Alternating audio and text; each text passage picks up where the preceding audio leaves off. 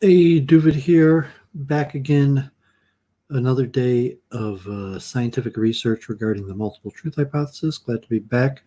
It was very fruitful yesterday. I actually watched that back, most of it last night in two speed, and was able to index that. I'll show in a second. And so I'm excited to come back and continue some of the research.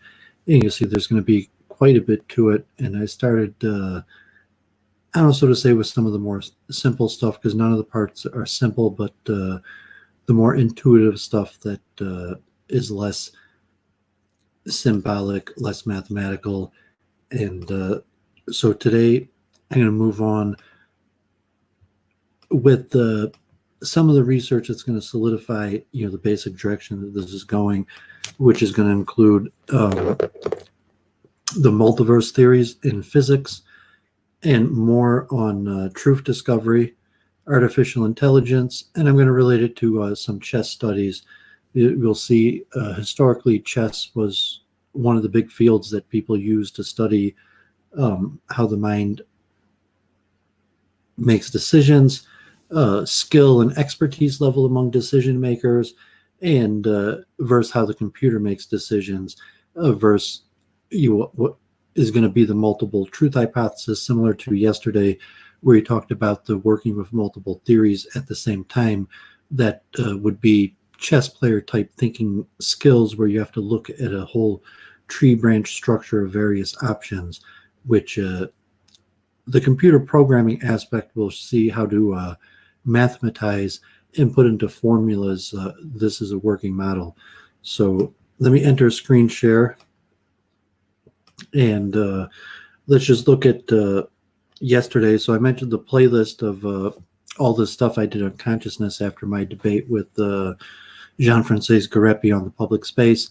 That kind of motivated me to go further into my scientific research. And from there, I went into the philosophical precursors. And really what I wanted to do was create a scientific system of spirituality, something I guess a lot of people have tried.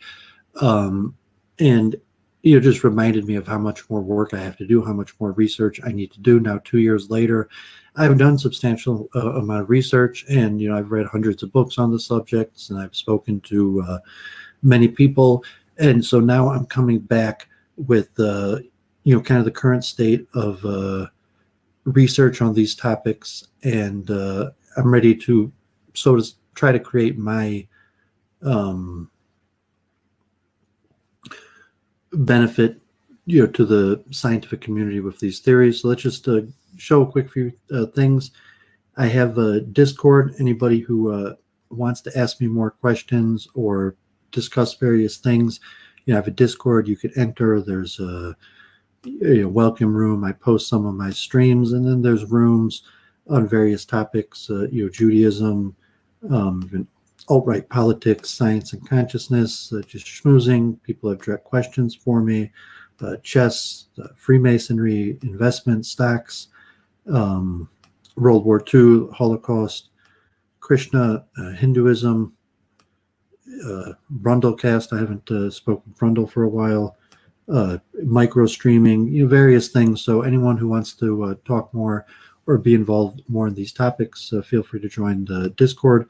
On my Twitter is the link for the invitation. So with that, let's look at Mark. Thanks for joining. Let's look, just a quick review of what we talked about yesterday. And I did a review of empiricism and rationalism. I read through, just the basic philosophy to kind of frame the history of thinking about truth in the Western canon, and briefly went over my streams before. And then I read this paper from Chamberlain, which was very interesting. In 1890, geologist from Wisconsin who founded the Journal of Geology has this method of multiple working hypothesis, which is, at some point it was almost exclusively to geology, but just this concept that in the process of truth discovery, you need to have working many ideas in your head at the same time. And he goes about a framework for it. And, you know, really this article could have been written recently and talks about the tendencies, you know, that Kuhn mentions for one idea to become dominant, even though it doesn't really correctly explain all phenomenon, that you have rules that explain phenomenon, but the tendency to want to say that these patterns that we recognized will in fact be universal patterns that explain all phenomenon, versus the utility of having different competing theories working at the same time. So, you know, to some extent, this is just basic the scientific method, but it's a precursor to you know, the multiple truth hypothesis. So I actually read through that whole article, you know, to, you know, the history of the multiple truth hypothesis idea, to read through this 1890 Chamberlain article about the method of multiple working hypothesis. So from there, I reviewed a little bit of truth discovery in you know, its relationship to evolving truth. We're going to look more in depth in that today, and I think that should give a lot better understanding about how to mathematize the multiple truth hypothesis.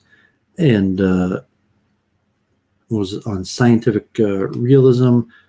Looked at this long paper. I encourage people to read that if they have a chance, just on the you know, finer tune analysis of the various schools of the philosophy of science, and I'm going to, you know, review that very briefly before I move on today.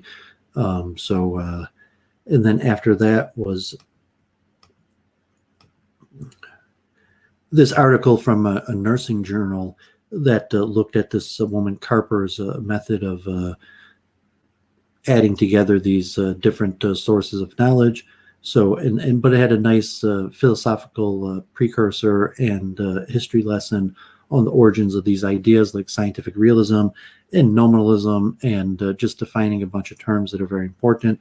So I actually spent you know, close to an hour reading through that whole thing. So, you know, it may not be interesting for people to watch, but as a term for exercise myself to really ingrain in my head these important ideas. You know, not only did I read through it, I'd read it a few times before the show, the show obviously, and then I read almost the whole article online, and then I watched it back in 2-speed, and it's possible I might watch it back on. Jennifer came on.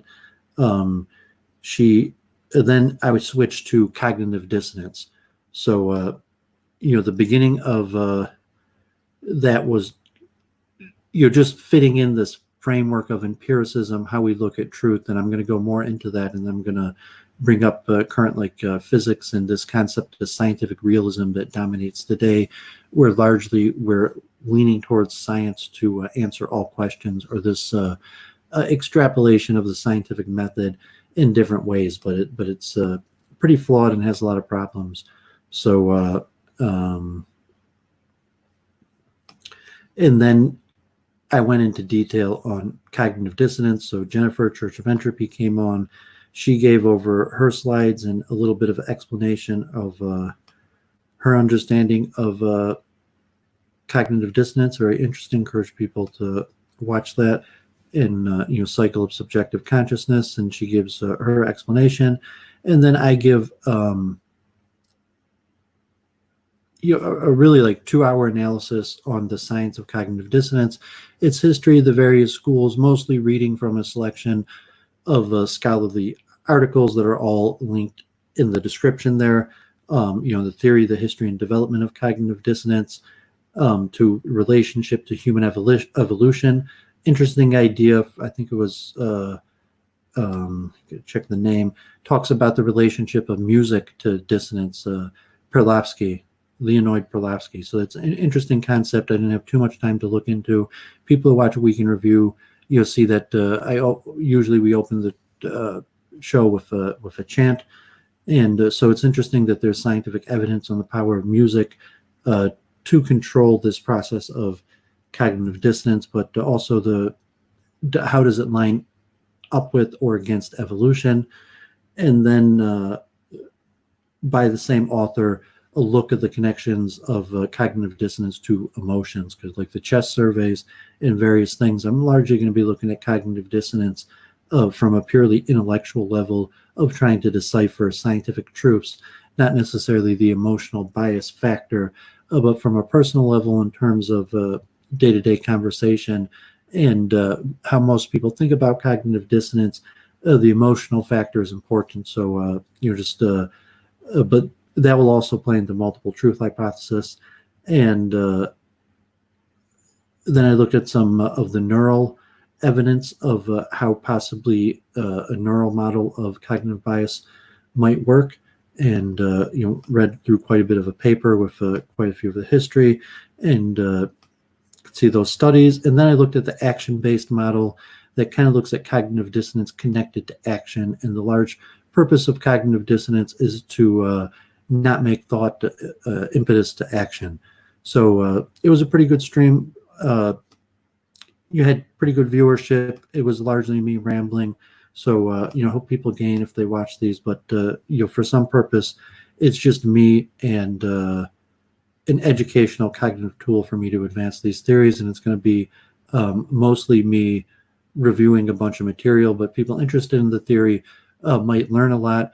And hopefully you will move on to actually advance, a formal theory, the multiple truth hypothesis. But you'll see that it encompasses such a wide range of various theories that it's quite a task before it. Like, just doing a large overview of cognitive dissonance theory, is really just one branch. And I'm going to talk about physics and the multiverse, which is really an extremely complicated subject.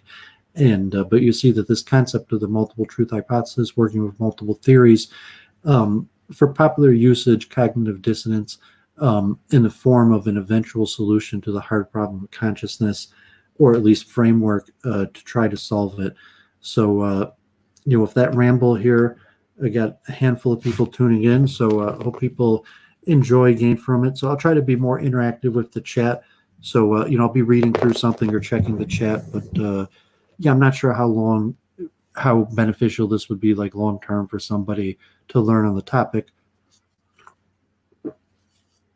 So if people have somewhat topical questions in the chat. So let's jump right in, and I'm going to review from yesterday this concept of scientific realism. So I found these slides just from university course, and you talk about scientific realism, metaphysical realism versus scientific realism, realism and empiricism as claims about the aims of science. Two arguments for realism. Realism is the best explanation of empirical success, and problems for realist reconstructions of science, such as is truth an achievable goal, or does truth provide a metric of partial success? So metaphysical realism, not to be confused with scientific realism. According to metaphysical realism, the world is as it is independently of how humans or anyone else for that matter take it to be.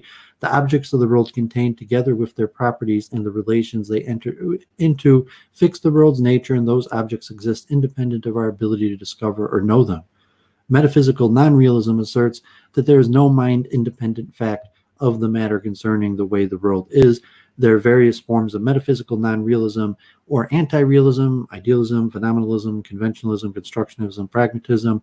This is not the kind of realism that is an issue when people talk about scientific realism. Almost everyone in the modern scientific realism debate is a metaphysical realist, so this is not really what's at issue for modern philosophers of science. So what is scientific realism? So from Van Frassen,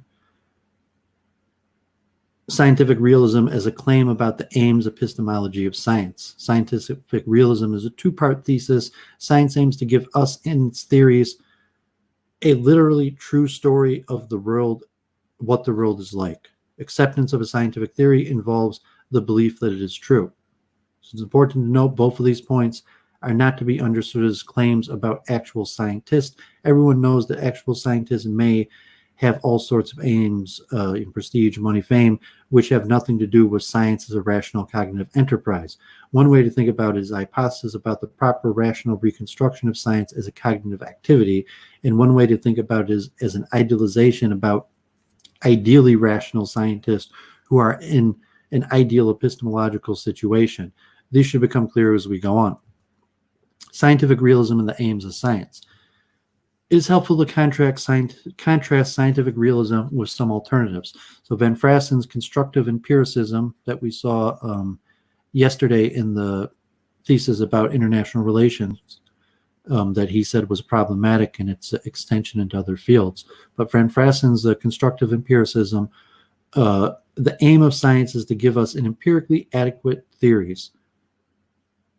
Empirical adequacy is still defined in terms of truth, but it is not literal or complete truth, only truth of the empirical component of a theory. He has a trouble saying exactly what the empirical component is. So we see this critical empiricism is really taking over the social science, and it's kind of the utility that these theories have in predicting outcomes that their truth value somewhat becomes based upon. That's what I'm coming here with this multiple truth hypothesis, really to kind of solve this disaster in the current state of science and scientific realism that we're stuck in the academic scenes. So instrumentalism, according to instrumentalism, the aim of science is to give us theories that are useful in various ways, useful for making predictions of certain kinds, or for let's see, naive Bayesianism. According to naive Bayesianism, science aims to give us theories which are more probable given our total evidence. You could also understand the multiple truth hypothesis as a way to determining which theories are more probable. In verisimilitude approaches, according to the verisimilitude approaches, the aim of science is to give us theories that are as close to truth as possible given the evidence and cognitive resources we have. Scientific realism and the acceptance of theories. So Van Frassen's constructive empiricism, according to the VFCE model, acceptance of a scientific theory involves belief that the theory is empirically adequate. The main point is this adequate empiricism, and that's how this is going to be related to cognitive dissonance. That is it adequate enough to for limit the dissonance. So these things are going to be interrelated, and this multiple truth hypothesis is going to be a framework to show the interrelatedness of these various theories. So a very similar instrumentalism. According to instrumentalism, acceptance of a scientific theory involves commitment to the theory being the most useful in some sense as compared with the available alternatives. So as the instrumentalism, how useful is the theory? And then you might have a subjective, what's the purpose of science? How do you use a theory in the first place? Is it to limit suffering? Is it to benefit productivity? In naive Bayesianism, according to naive Bayesianism, acceptance of a scientific theory involves judging the theory to be most probable given the total evidence. This statistical percentage way that really mathematically the multiple truth hypothesis will be in some aspects naive Bayesianism mathematical model. And the verisimilitude approaches, according to verisimilitude approaches, acceptance of a scientific theory involves commitment to the theories being closest to truth relative to the available alternatives. So belief is an appropriate attitude towards theories which aim to be true, but what about theories which aim at other things? So this is somewhat all straightforward, and I'm reading through it because of the importance to the multiple truth hypothesis, and how do you define this truth? What are the methods that we use to get at truth? Before I get into truth discovery that computers use. So arguments in favor of scientific realism. So you have cosmic coincidence. The Smart and Putnam argue that if scientific theories were false, then their empirical success or other useful properties would be a cosmic coincidence. Boyd asks why methods crafted by us in reflecting our interest and limitations lead to instrumentally successful science. Contrasting realism with empiricism and constructivism, he finds that realism is the best explanation of the success of our scientific theories. That is because, he argues, if we begin with truths, the methods we have crafted for science produce even more of the same. Since it is only realism that demands the truth of our scientific theories, then realism wins at giving the best explanation for the instrumental success of science. Hence, we like a scientific hypothesis. Realism is more likely to be true, and we should believe in it. More arguments in favor of scientific realism. So Leplin's novelty argument, 1997, argues that realism must be preferred over empiricism as an explanation of the success of science, argues that according to empiricism, all that matters is conformance to or goodness of fit with our total evidence. And he points out that a realist can explain why novel predictions which go beyond our existing total evidence are valuable, but how can an empiricist justify the value of such novel predictions? This raises a very important question. What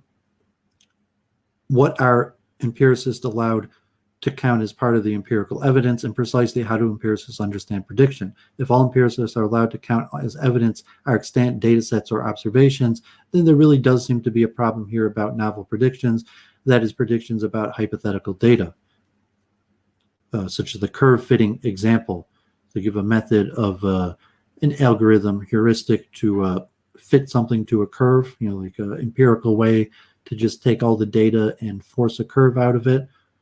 So this essentially Leplin's point. If all empiricists can appear to is fit with extant data, then it would seem that empiricists should also favor highly complex empirical models, but of course they do not. So statisticians know why we shouldn't always choose empirical models, even solely for the purpose of making empirical predictions. The reason is these models are usually not such good ideas that the models tend to overfit the data.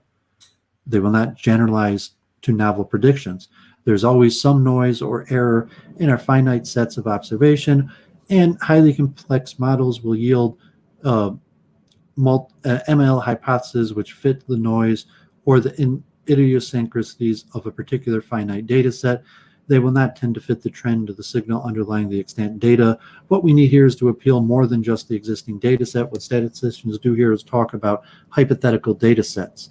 So this kind of statistical method of truth that's used in the social science, that the scientific realism has formed this method that we use statistics, and from statistics we have this kind of a best fit curve method, and then we call that truth. Since we're all metaphysical realists, we can all talk about the true underlying distributions which are generated from data sets. So Leplin's challenge to explain why performing well on novel predictions is a virtue. Realism certainly does have an advantage in this case if empiricism is not allowed to appeal to hypothetical data sets.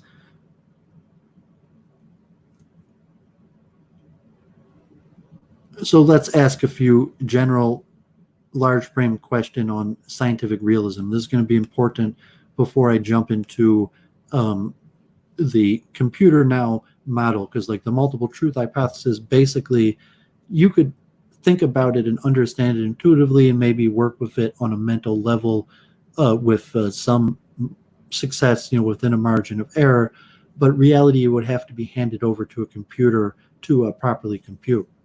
And right after I finish this review of the current state of the philosophy of science, we'll go straight into the computer. So is truth an achievable goal? Are we capable of constructing literally true theories of the way the world is? All of our past best scientific theories have turned out to be false, and there is every reason to think that our current best theories are also false and will be superseded by another theory. Even if we were capable, would we ever be in a position to know that we had succeeded? Thus, should we think that our currently accepted theories are literally true, won't future science do better? Does truth provide a metric of partial success? When we say Newton's theory is better than Kepler's, we do not mean that Newton's is true and Kepler's is false. They are both false. So how in the world can truth furnish a notion of partial success in science? This further indicates that we will need to move to a quantitative account in order to undergird institutions about scientific progress.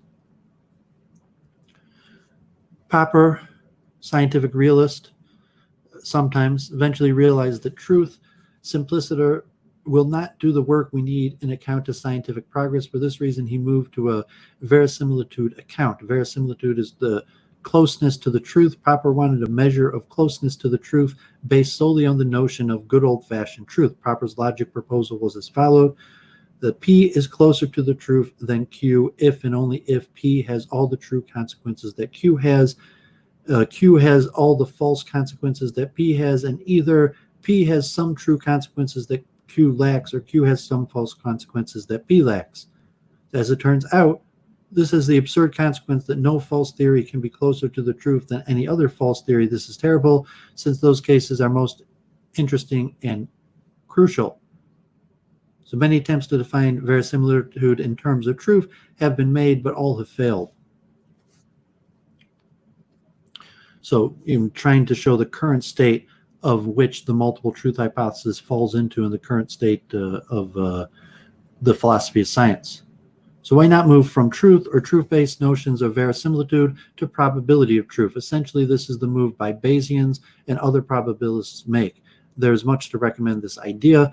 We can certainly say that Newton's theory was more probable given the total evidence. At the time it superseded Kepler's theory, nothing prevents one false theory from being more probable than another. Moreover, our discussion of curve fitting can be reconstructed in terms of the average likelihood of competing hypotheses across hypothetical data sets generated by truth. Indeed, Roger Rosenkranz, a Bayesian statistician, has given such a reconstruction. Non-Bayesians, including Popper, argue that Bayesian cannot explain the preference for one model over another. Bayesians do not have a legitimate way out of this problem. So all of these systems have problems. A lot of the solutions, so to say, to the hard problem of consciousness that assume that consciousness arises from the physical use Bayesian models. And the multiple truth hypothesis really would provide a framework for all of these models to work simultaneously. Stochastic verisimilitude accounts. If we think of our data as being generated by a true stochastic distribution T, then we can try to come up with approximating distributions T on the basis of our data. We can then define a metric of the closeness of our approximating distribution to the true one. Then we can let the goal of interference to obtain the closest approximation that we can given our evidence and resources. This kind of stochastic or stochastical verisimilitude approach has been championed by Foster and Sober in the last few years. It has several advantages over other accounts. It does not have the problems of traditional Veris measures, gives us a quantitative measure which can be used to gauge partial success of science and to compare false theories. There's a well-developed statistical theory which tells us how to estimate the actual finite data sets. There is an epistemology. So stochastic verisimilitude versus probability of truth. P is closer to the truth than Q, given our best estimate of U based on our evidence. E is not the same as, I'll leave this for the people who understand mathematical logic, and maybe we'll return to this at a different time. It definitely will. So when Bayesians compare Newton's theory and Kepler's, they do so on the basis of the evidence that was available at the time of Newton. It's not so clear how the probabilities compare given what we know now. But intuitively, the distance of the Newtonian Kepler models of planetary motion from the true distribution has remained the same. Newtonian models provide a better approximation than Keplerian models, and Estonian models are even better approximations. Is Newton's model more probable than Kepler's? They're both almost surely false. Or is Newton's model closer to the truth than Kepler's? There's still room for Bayesianism here and for epistemic probabilities, but the probabilities are now probabilities over distances from the truth, not probabilities over truth simpliciter. So that's a nice framework for how the multiple truth hypothesis will work in a numeric method. So from here, I'm going to go into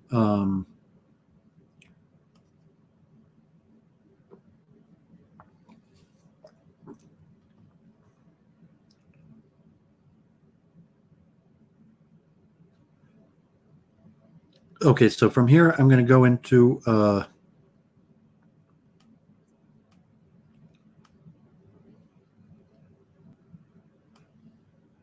the actual method of truth discovery that computers use. I'm sorry about the poor streaming technique here. Really, this is more like a public study session of some of this research here. So did I forget to put that last link in the chat? I apologize about that. So those slides, for anybody who was curious to use them or read that, encourage that. So now we're going to try to understand what you already have now, the conceptualization of the general idea of the multiple truth hypothesis, that is going to be some sort of scoring method for various conflicting ideas or various explanations or rules, axioms, and how they go about predicting reality. And sometimes you could have some rules that are more predictive than others. There can be conflicting, where some rules predict, and you need some sort of framework for measuring it and quantifying it. And so in reality, the computer does it quite well. And the directions of science and engineering has been to turn this task over to the computer and allow the computer to work through these problems for us. If you could imagine on paper, like a new device, like an engine, a computer, a microchip, that the scientists might be able to calculate or come up with some things, but you have these multi-physics platforms that the computer could work through all the relevant equations at the same time. And you actually have huge mainframes, console. I've been to their training. I've talked about in some of my other streams where I've been to trade shows. But even that, there might be discrepancies between known physics formulas, and the computer will have to come up with some method, and it's a probabilistic method of a determination of what's the closest to the truth. And we're also going to look, hopefully today, at some chess programs and how people evaluate and understand making decisions in chess, how the computer might understand that differently. And from there, you're going to hopefully see this progression to the framework of Duvid's multiple truth hypothesis. Okay. So a survey on truth discovery.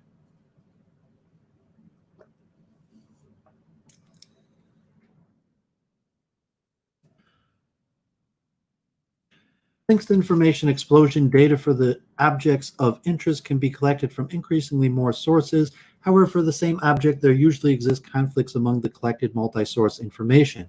To tackle this challenge, truth discovery, which integrates multi-source noisy information by estimating the reliability of each source, has emerged as a hot topic. Several truth discovery methods have been proposed for various scenarios, and they have been successfully applied in various application domains. In this survey, we focus on providing a comprehensive overview of truth discovery methods and summarizing them from different aspects. We also discuss some future directions of truth discovery research. We hope that this survey will promote a better understanding of the current progress on truth discovery and offer some guidelines on how to apply these approaches in application domains. Introduction. In the era of information explosion, data has been woven into every aspect of our lives, and we are continuously generating data through a variety of channels such as social networks, blogs, discussions, forums, crowdsourcing platforms. These data are analyzed at both individuals and population levels, by business for aggravating opinions and recommending products, by governments for decision-making and security check, and by researchers for discovering new knowledge. In these scenarios, data even describing the same object or event can come from a variety of sources. However, the collected information about the same object may conflict with each other due to errors, missing reports, typos, out-of-date data. For example, a top search results returned by Google for the period of the Mount Everest include 29,035 feet to 2 feet, 29 feet. Among these pieces of noisy information, which one is more trustworthy or perhaps the true fact? In this and many more similar problems, it is essential to aggregate noisy information about the same set of objects or events collected from various sources to get true facts. One straightforward approach to eliminate conflicts among multi-source data is to conduct majority voting or averaging.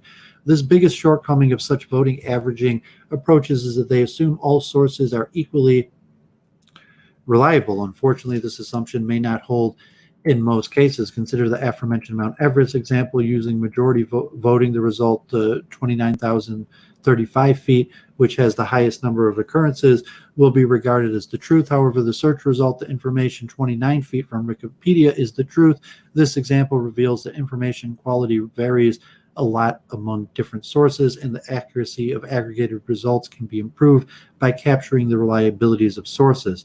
The challenge of source reliability is usually known a priori in practice and has to be inferred from the data.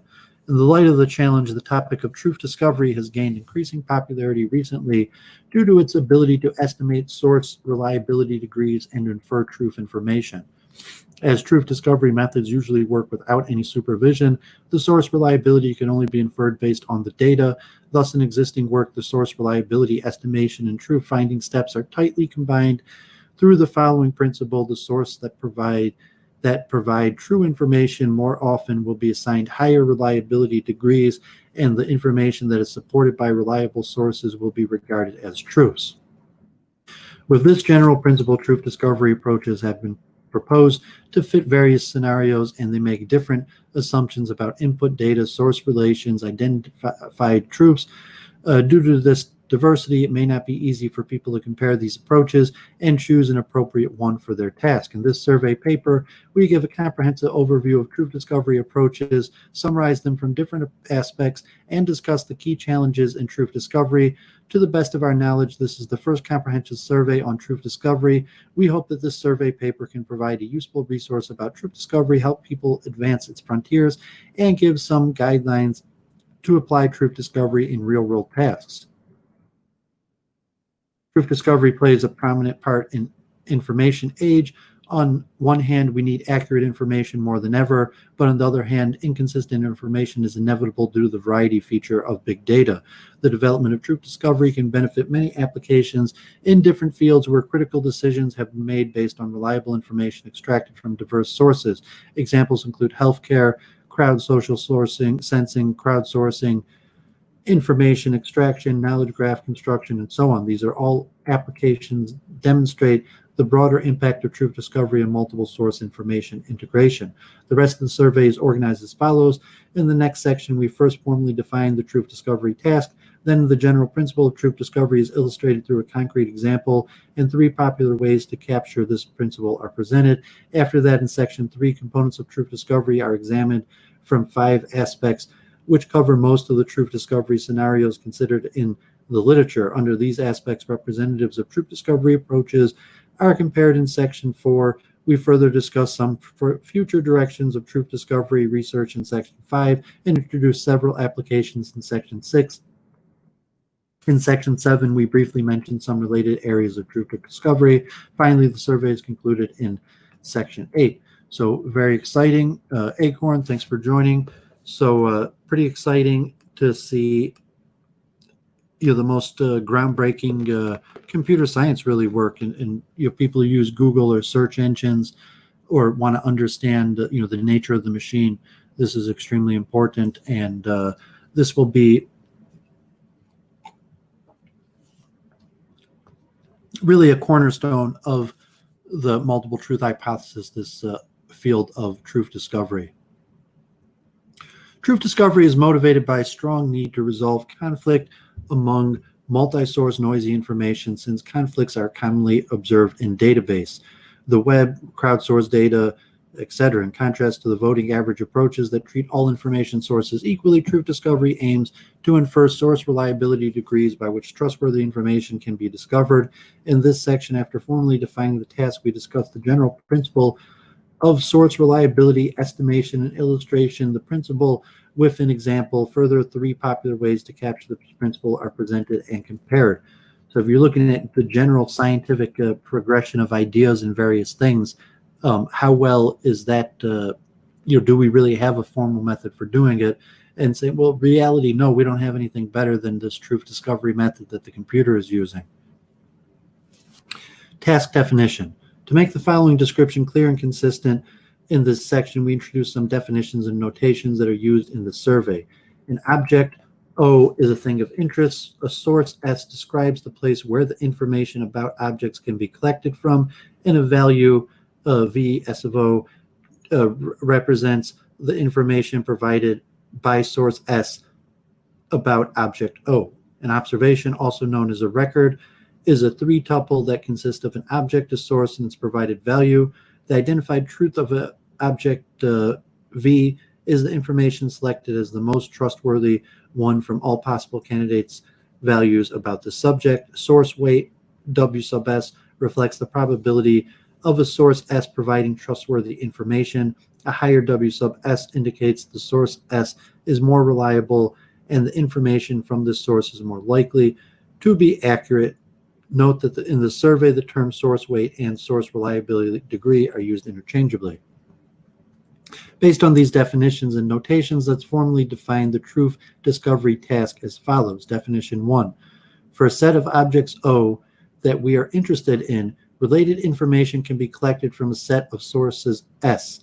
Our goal is to find the truth V sub O for each object where O is a subset of the larger set O by resolving the conflicts among the information from different sources. Meanwhile, truth discovery methods estimate source weights that will be used to infer truths. So general principles of truth discovery. So in some way, like truth discovery was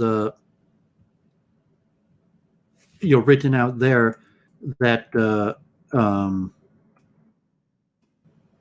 multiple truth hypothesis in a formulaic way will be very similar to this.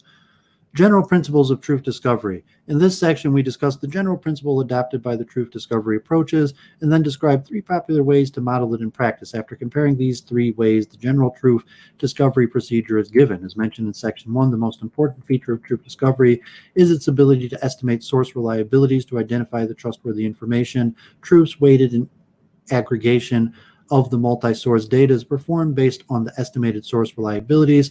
As both source reliabilities and truths are unknown, the general principle of truth discovery works as follows. If a source provides trustworthy information frequently, it will be assigned a high reliability. Meanwhile, if one piece of information is supported by sources with high reliabilities, it will have a big chance to be selected as truth. To better illustrate this principle, consider the example in Table 1. I'll show that in a second. There are 3 sources providing the birthplace information of 6 politicians, and the goal is to infer the true birthplace for each politician based on the conflicting multi-source information. So I'm going to skip the examples because I really have a lot to cover, but you just see, just a simple example where a model like this might be used for determining what's the proper birthplace, and say, okay, was maybe Obama, is he Kenya or is he Hawaii, and how would the computer go about determining whether that's true or not. So I encourage people to read through this on their own, and that's a fascinating example for using the computer to determine the truth of some issue, by using some sort of internet database search for trying to determine if Obama was born in Hawaii or Kenya. So comparison and summary. Here we compare the above 3 ways to capture the general principle of truth discovery. In terms of interpretability, iterative methods are easy to understand and interpret. For example, in the investment in pool investment, sources invest their reliabilities among their claimed values and collect credits back from their identified truths, while optimized based in PGM-based solutions are derived from coordinate descent and inference. They are interpretable but need more explanations. When some prior knowledge about sources or objects is available, it can be used to improve the truth discovery performance. In optimization-based solutions, prior knowledge can be formulated as extra equality or inequality constraints. For PGM-based models, hyperparameters can capture the external knowledge. So, this is almost like a mathematical, this is really a computer programming language, and in reality, of the multiple truth hypothesis will have a mathematical form, but it'll probably be more like a computer program. So all of these 3 ways are widely used to encode the general principle into truth discovery methods. By providing the above comparison, we do not claim that one of them is better than the other. In fact, the coordinate descent in optimization-based approaches and the parameter inferences in PGM-based approaches led to iterative update rules that are similar to iterative methods, and it's possible to formulate the iterative methods as an optimization problem of a parameter inference task. So from this example that people are going to have to read all the details on their own. They could open up the article right now. Is you could program a computer to extract knowledge and rate knowledge in different ways, and this paper is giving 3 such examples. So aspects of truth discovery, in saying those 3 examples all have their benefits and problems. And for a search of the truth, you can't just use one method. Even that's why the multiple truth hypothesis. There's multiple methods to search for truths, let alone multiple truths. Aspects of truth discovery. As mentioned above, various truth discovery approaches have been proposed by several scenarios.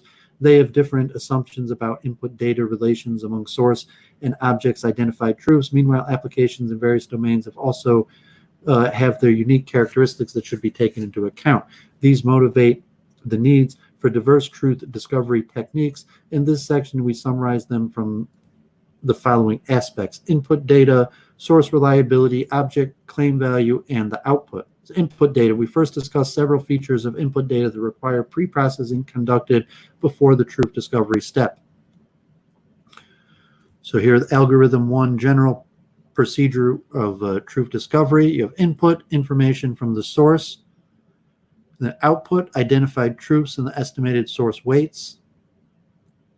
And the algorithm to do that. So duplicate input data. It is possible that one source may make several observations about the same object. For example, a Wikipedia contributor may edit the information about the same entry several times, or a crowdsourcing worker can submit his output for a specific task multiple attempts. However, most of the truth discovery methods assume that each source makes at most one observation about an object. If the timestamp for each observation is available, a possible approach is to consider the data freshness and select the up-to-date observation. Otherwise, some predefined rules can be adopted to choose one from multiple observations. So objects without conflict. For some objects, all the observations made by sources have the same claim value. In this case, most of the truth discovery method should give the same result, which is the claim value. One exception is this method that considers unknown as an output candidate. So it might be safe to remove these trivial records. Furthermore, the author reports this pre-processing improves the effectiveness of truth discovery methods. This is because of the fact that if all the sources agree with each other, these observations may not contribute to the source reliability estimations. It should be pointed out that these trivial records do affect the estimation of source reliability, and thus this pre-processing step should be carefully examined before performing it. Input data format. As the information are collected from various sources, they may have different formats. For example, when the object is the height of Mount Everest, some sources have the claim values 29,029 feet, while others have claimed the value is 8,848 meters. Another case, for example, John Smith and Smith, John are commonly observed in text data. In fact, these claim values are the same one, and they should be formatted to an identical value. Input uncertainty. When the observation are extracted from textual data, for example, in the knowledge fusion task, or sources provide observation with their confidence indicator, it is necessary to consider the uncertainty in these observations. So here we have author proposed the way to generalize truth discovery methods which consider multidimensional uncertainty, such as the uncertainty in information extractors.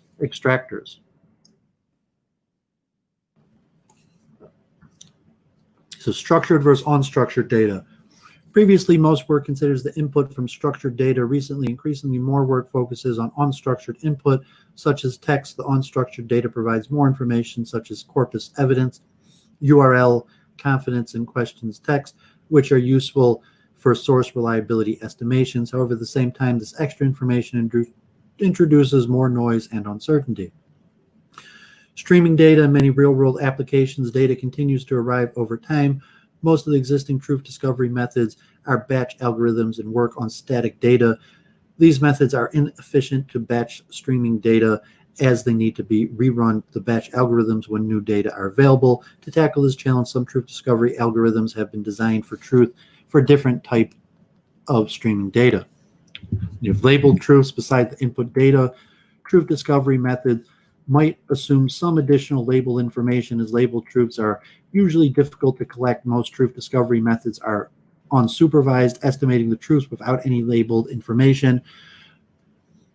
You have a case where authors assume that a small set of truths are available, and thus the proposed algorithm work in semi-supervised setting. Therefore, a few available truths can be used to guide source reliability, estimation, and truth computation. The result shows that even a small set of labeled truths could improve the performance. Source reliability. As source reliability estimation is the most important feature of truth discovery, here we examine some assumptions and discuss several advanced topics about the source reliability estimation. Some of you are thinking like ethos here, that can you estimate ethos? And thanks for joining me again, my Serbian friend. Source reliability. Source consistency assumption. Most truth discovery methods have the source consistency assumption, which can be described as follows. A source is likely to provide true information with the same probability for all of the objects. This assumption is reasonable in many applications. It is one of the most important assumptions for estimation of source reliability, and obviously it's completely unfounded. You might have to use that, but no, you can't. It's impossible for one source to provide data that all has the same reliability. But we'll see why it's usually necessary to make this assumption. Source independence assumption. Some truth discovery methods have the source independence assumption, which can be interpreted as the fact that sources make their observation independently instead of copying from each other. This assumption is equivalent to the following: the true information is more likely to be identical or similar among different sources, and the false information provided by different sources is more likely to be different. Source dependency analysis. So some authors relax source independence assumptions. In these works, the authors try to detect copying relationship among sources and then adjust the source's weight according to the detected relationship. This copying detection is beneficial in application scenarios which some source copy information from others. The main principle behind the copy detection is that if some sources make many common mistakes, they are not likely to be independent with each other. However, this principle becomes ineffective when some sources copy information from a good source. Authors propose a method to detect direct copying relationship. They assume that a copier does not copy all the information from other sources and may provide some information by itself. In other words, the detected copying relationship is represented by a probability that a source copies the provided information from others. The authors apply Bayesian analysis to infer the existence and direction of copying relationships among sources. This copying detection procedure is tightly combined with truth discovery, and thus the detected copying relationship and the discovered truths are iteratively updated. On the other hand, another study alleviates the source dependency problem by revealing the latent group structure among sources and aggregates the information at the group level. This can reduce the risk of overusing the information from the dependent sources, especially when these sources are unreliable. Compared with the above work and the copying relationship detected from the snapshot data, another study detects copying relationships from a dynamic data where the provided information from sources are changing. The authors apply the hidden Markov model to detect copying relationship given the update history of sources, and the outputs are the evolving copy relationships and the evolving true values. To evaluate the quality of sources, instead of simply considering their accuracy, more metrics are adopted for the dynamic data, such as convergence, how many values in the history a source covers, exactness, how many updates conform to the reality, and freshness, how quickly a source captures a new value. The copying relationship detection is performed by considering the source quality and the update behaviors among sources simultaneously. Similarly, others, both the copying relationship and true values are inferred in an iterative procedure. However, there may be other complex copying relationships rather than direct copying, such as co-copying. Multiple sources copy from one source, and transitive copying. A source may copy from other sources transitively to detect such copying relationships. Multiple studies consider both the completeness and accuracy of sources. The existence and direction of direct copying relationships are detected. Then, based on these detected direct copying relationship. Bayesian analysis is performed to direct global copying relationship. The main principle behind the copy detection is that copiers make the same mistakes with sources they copy from, which is limited in characterizing the relationship among sources. Another study that offers consider different correlations between sources, which are more general than copying. Sources may have positive correlations, such as copying information from each other or sharing similar rules for information extraction. Sources may also have negative correlations, such as providing data for complementary domains or focusing on different fields of information. Intuitively, the observations from positively correlated sources should not increase the belief that they are true, and the observations supported by only a few negatively correlated sources should not decrease the belief that they are true. The proposed method modes correlations among sources with joint precision and joint recall, and Bayesian analysis is performed to infer the probability of an observation to be true. Approximation methods are used provided the computation complexity of estimating joint precision and recall is exponential. In above work, source correlations are inferred from data, while in practice such source correlation information might be available as extra input. For example, one method fused the observations from multiple Twitter users by estimating the reliability of each individual user. In this application scenario, Twitter users may represent observations made by others as their own, which is the form of source copying phenomenon. Instead of estimating the correlations among users, the following graph and retweeting behaviors in Twitter capture the correlations among users, and such extra information can be adapted to improve the results of truth discovery algorithms. So pretty fascinating here. You'll see that reality, much of human activity has already been turned over to the computer, and these are already well-established methods that various models use to do truth discovery. Truth discovery is an important phenomenon that computers use, but if you could imagine, it's beyond the scope of the computer now to have the computer solve the question of everything. Just let the computer take in all the information of the physical realm, and from there to try to extract the rules of the universe or something. At this point, no one would even suspect the computer could do that. So we usually have controlled data sets. But from that, big business, engineering, almost all of human endeavor has largely turned these controlled data sets over to the computer. And so within that framework will arise Duvid's multiple truth hypothesis. Let's continue. This is extremely important. And these various methods that people use to do truth discovery on largely controlled data sets is a pillar of Duvid's multiple truth hypothesis. If I'm taking the time to read through this, basically this whole article.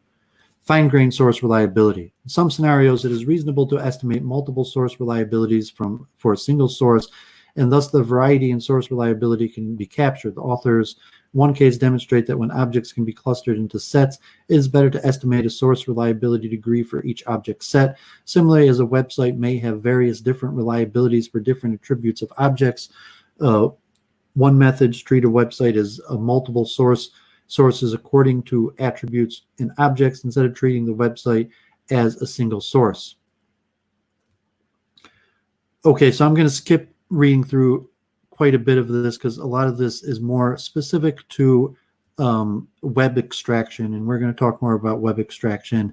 And web extraction is data extraction in general. Is what people use truth discovery for. So let's read a little bit of this. Source reliability initialization. Most of truth discovery methods start with a uniform weights among all sources. As a result, the performance of truth discovery may rely on the majority. When the majority of sources are good, the strategy works well. However, the real scenarios usually are not the case, as sources may copy information from others, or they may provide out-of-date information. Nowadays, people apply truth discovery on challenging tasks such as information extraction and knowledge graph construction. In these challenging tasks, most of the sources are unreliable. Studies to show how unreliable that is. Source selection. We often expect better performance of truth discovery when more data sources are involved. However, nothing comes for free in practice. Both economic and computational costs should be taken into consideration when applying truth discovery. Moreover, one study shows that the incorporation of bad sources may even hurt the performance of truth discovery. In order to solve these problems, some methods provide to wisely select sources for truth discovery constrained by the cost and output quality. So some authors propose a method to select sources under different cost constraints in which the task is formulated as an optimization problem. Their integrated dependent sources system can return an optimal subset of sources to query, and the selection guarantees that the cost constraints are satisfied. The greedy and randomized approximation algorithms proposed for this problem run in polynomial time with probable quality guarantees. Another one of these source selection is performed on static data sources. The author first provides a dynamic programming algorithm to infer the accuracy of integrating any arbitrary subset of sources. Then a randomized greedy algorithm is adapted to select the optimal subset of sources by incorporating a source of integration only with a gain of accuracy exceeds the corresponding cost. Well, the other study source selection is performed on dynamic data sources where contents are updated over time. A greedy algorithm is developed to output near optimal source selection and optimal frequencies to acquire sources for an up-to-date information. And more interesting, another study claims that a source is useless only when it guesses answers randomly. Even very bad sources can make positive contributions. A truth discovery approach assigns negative weights to them. In other words, if a bad source provides a piece of information, we can infer that this information might be wrong with high probability. The object. So in this section, we describe how the object difficulty in the relation among objects affects truth discovery. So object difficulty. So 3 estimates algorithm is proposed, which estimates not only the truth and source reliability, but also the difficulty of getting the truth for each object. This difficulty factor is captured by introducing the trustworthiness of each claimed value. In other words, if a source makes an error on an object, the penalty will be distributed to both the source reliability factor and the object difficulty factor. Thus, by considering the object difficulty, the errors introduced by objects and sources are separated, and the source reliability can be better estimated. The relations among objects. Most of the truth discovery methods assume that objects are independent. In practice, objects may have relations and could affect each other. For example, the birth year of a person has a strong relationship to the age of the person, and A is the father of B indicates that B is the son of A. Such prior knowledge or common sense about object relations could improve the result of truth discovery. And if prior knowledge is translated into propositional constraints that are integrated into each round of truth discovery process, specifically each fact, an object, and its corresponding value is represented as a 0-1 variable. And then according to the prior knowledge, related facts are combined into propositional constraints. A cost function is defined as the difference between the original results solely based on the truth discovery and new results which satisfy the propositional constraints. By minimizing the cost, the probability of each fact to be true is correlated according to the prior knowledge during each iteration to guarantee the feasibility of this optimization problem. For each object, an augmented unknown answer is incorporated to relax the constraints and avoid the possible conflict among constraints. So one study, information extraction and truth discovery methods are combined to solve slot-filling validation tasks, which aim to determine the credibility of the output information extracted by different systems from different corpora. The authors construct a multidimensional truth-finding model, which is heterogeneous network, including systems, corpora, extracted information, and weight matrices between them. Similar to the iterative truth discovery process, the credibility of the extracted information is propagated within the network to infer the reliabilities of both systems and corpora, and in turn the reliabilities of systems and corpora are used to refine the credibility of extracted information. To initialize the credibility, the authors consider the dependent relationships among different slot objects for constructing a knowledge graph. For example, Adam is a child of Mary should have a high correlation credibility if we already believe that Bob is a child of Mary. and Adam is a sibling of Bob. Temporal and spatial relations also exist among objects. For example, today's high temperature for New York City has correlation with the one yesterday, and the nearby segments of roads may have correlated traffic conditions. Such temporal and spatial relations among objects can be captured to benefit truth discovery processes.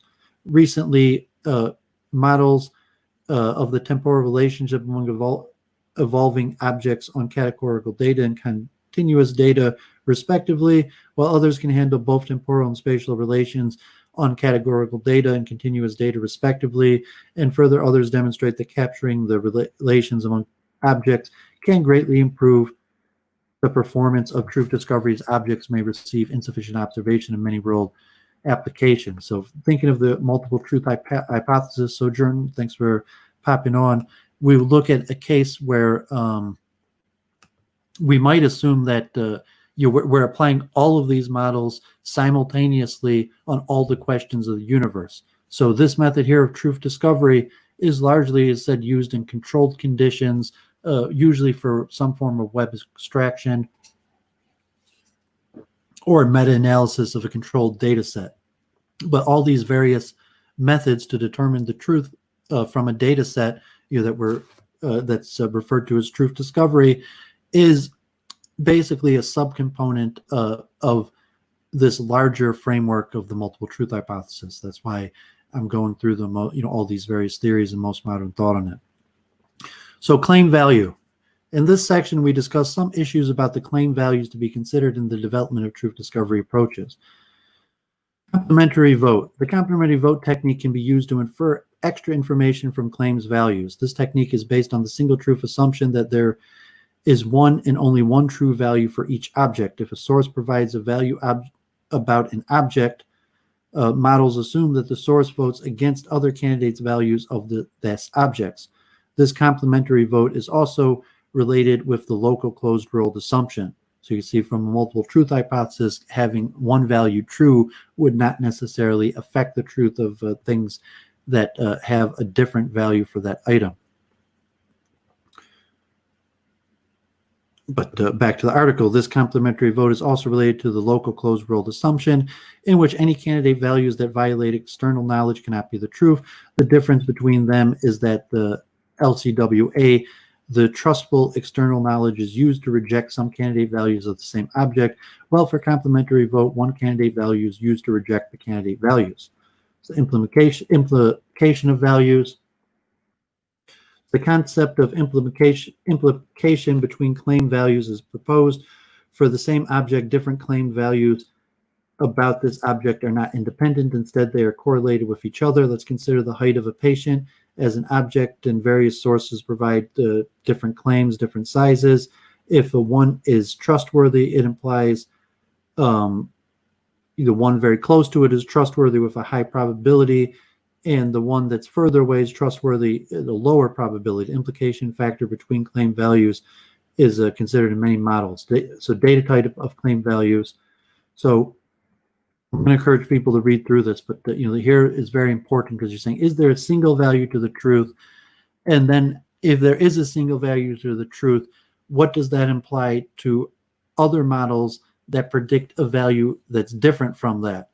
And so from truth discovery, there's a whole bunch of ways of dealing with it. So it's the ambiguity in data types. Interesting to note that data type sets may be ambiguous sometimes. For example, 2 can be considered as a continuous number naturally, but under some circumstances it should be considered as a categorical data, such as the class label of an object.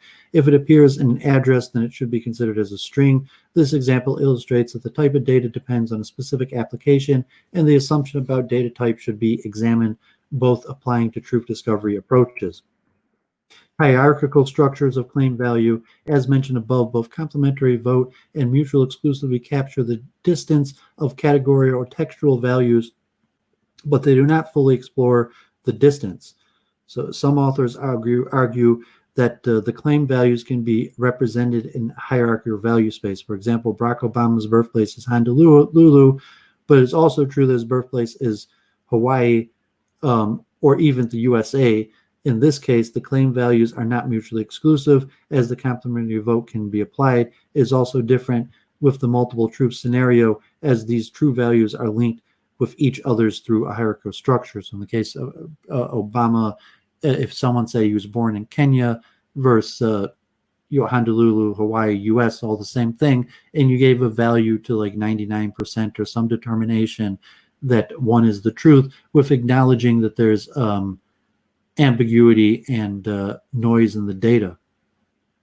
Output. In this section, we discuss the following factors that need to be taken into consideration for the outputs of truth discovery.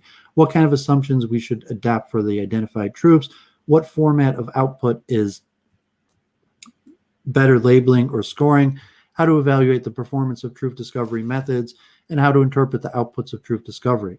So single truths versus multiple truths. Most of the truth discovery methods hold the single truth assumption, which assumes there is one and only one truth for each object. With this assumption, truth discovery task aims to select the most trustworthy information as truths. Some of those assumptions is made to be more explicit and stronger. If a source provides a claim value for an object, this source is assumed to vote against other possible claimed values for this object. The single truth assumption holds in many application scenarios. However, it is not always true. For example, there are multiple authors for a book and also multiple actresses for a movie. Probabilistic graphical model, LTM, is proposed to discover multiple truths for each object. Under such scenarios, only considering source accuracy cannot distinguish the difference between a source with low precision and a source with low recall. However, both precision and recall are essential for discovering multiple truths. Thus, LTM considers both false positive and false negative claims and can discover multiple truths simultaneously. Similarly, other authors calculate both the source precision and recall to discover multiple truths, unknown truths.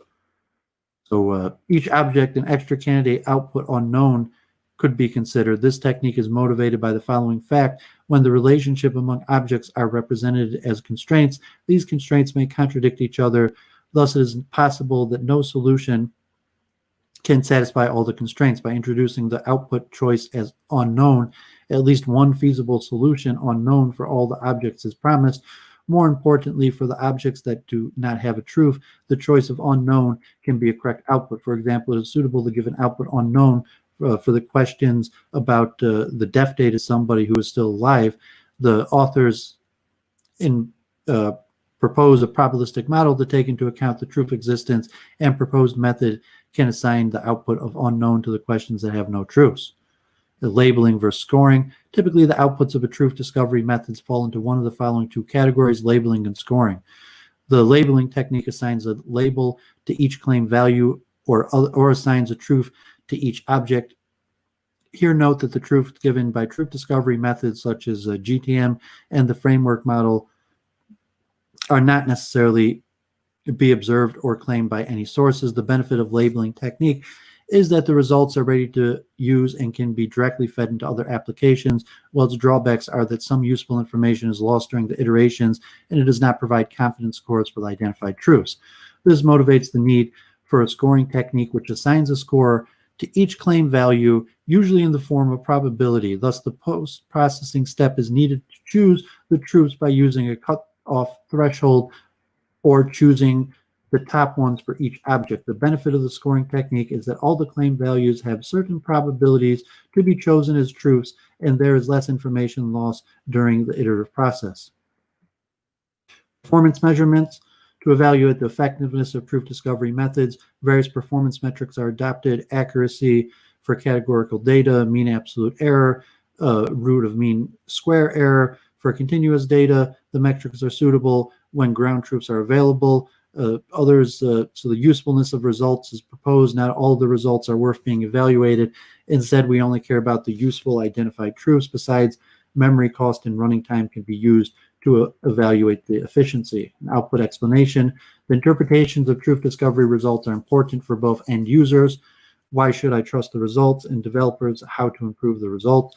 However, most of the truth discovery methods output opaque information. For example, the output could be that the reliability degree of a score is 6, or the support from sources for a claim value is 3.7. These intermediate parameters are not interpretable for end users and developers, and we need to construct some intuitive explanations based on raw outputs. So one method, source reliability degree is modeled as the probability of a source asserting the truth, which is more meaningful for human interpretation. In addition, they extend the source reliability definition by considering the difference between knowing the truths and telling the truth. Specifically, the simple LCA model, the reliability is considered as the probability of a source asserting the truths, while in the guess LCA model, the reliability is the probability of a source both knowing and asserting the truths. And the mistake LCA and lie LCA model, so the reliability means the probability of a source intending to tell the truths.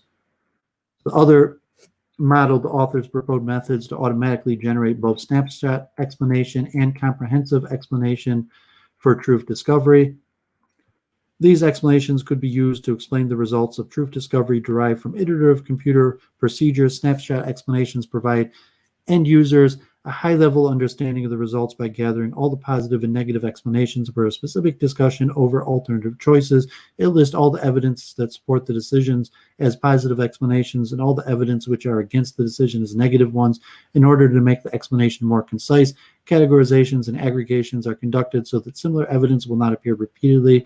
In addition, they perform evidence list shortening to remove evidence with less importance, and thus human interpretation explanations can be derived. Compared with snapshot explanations, comprehensive explanation constructs a directive acyclic graph to provide an in-depth explanation of the results.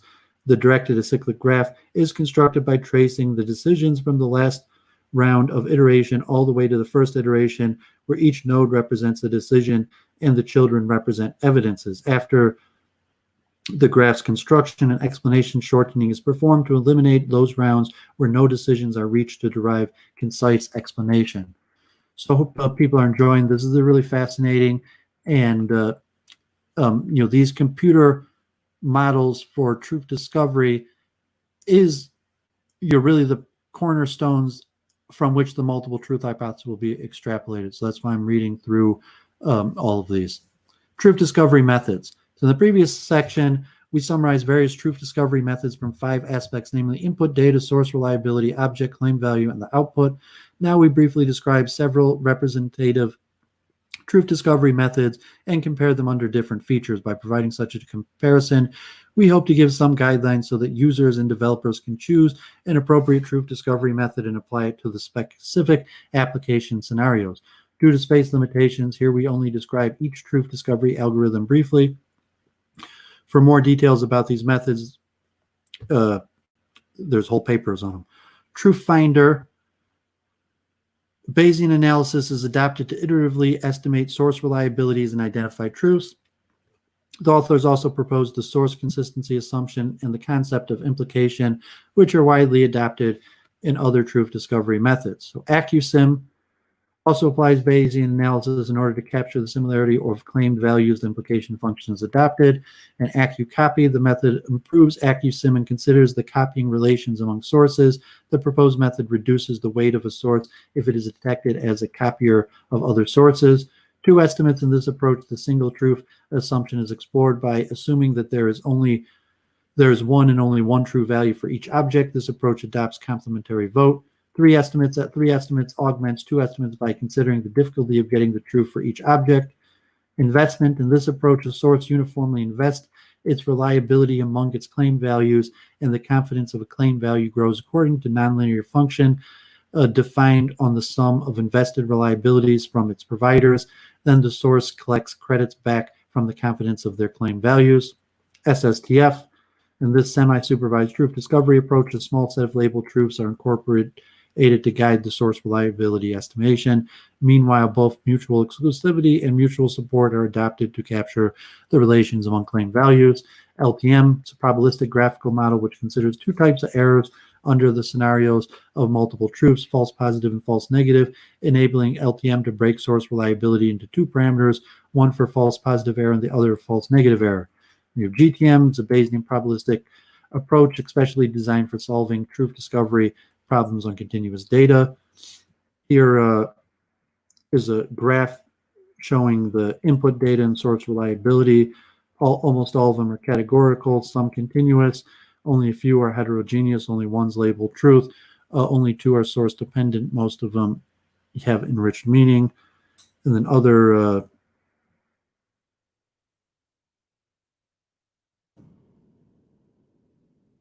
Let's look at some more approaches.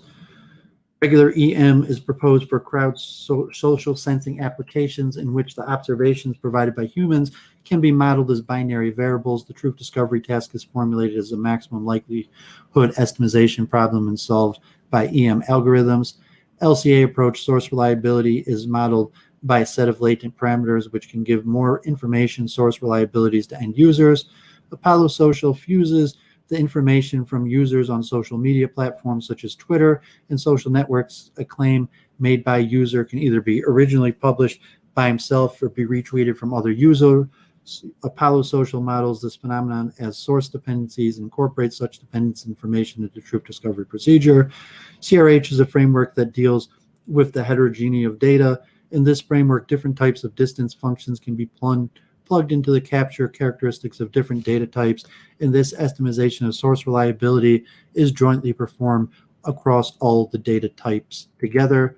CAT-D is motivated by the phenomenon that many sources only provide very few observations. It is not reasonable to give a point estimator for source reliability.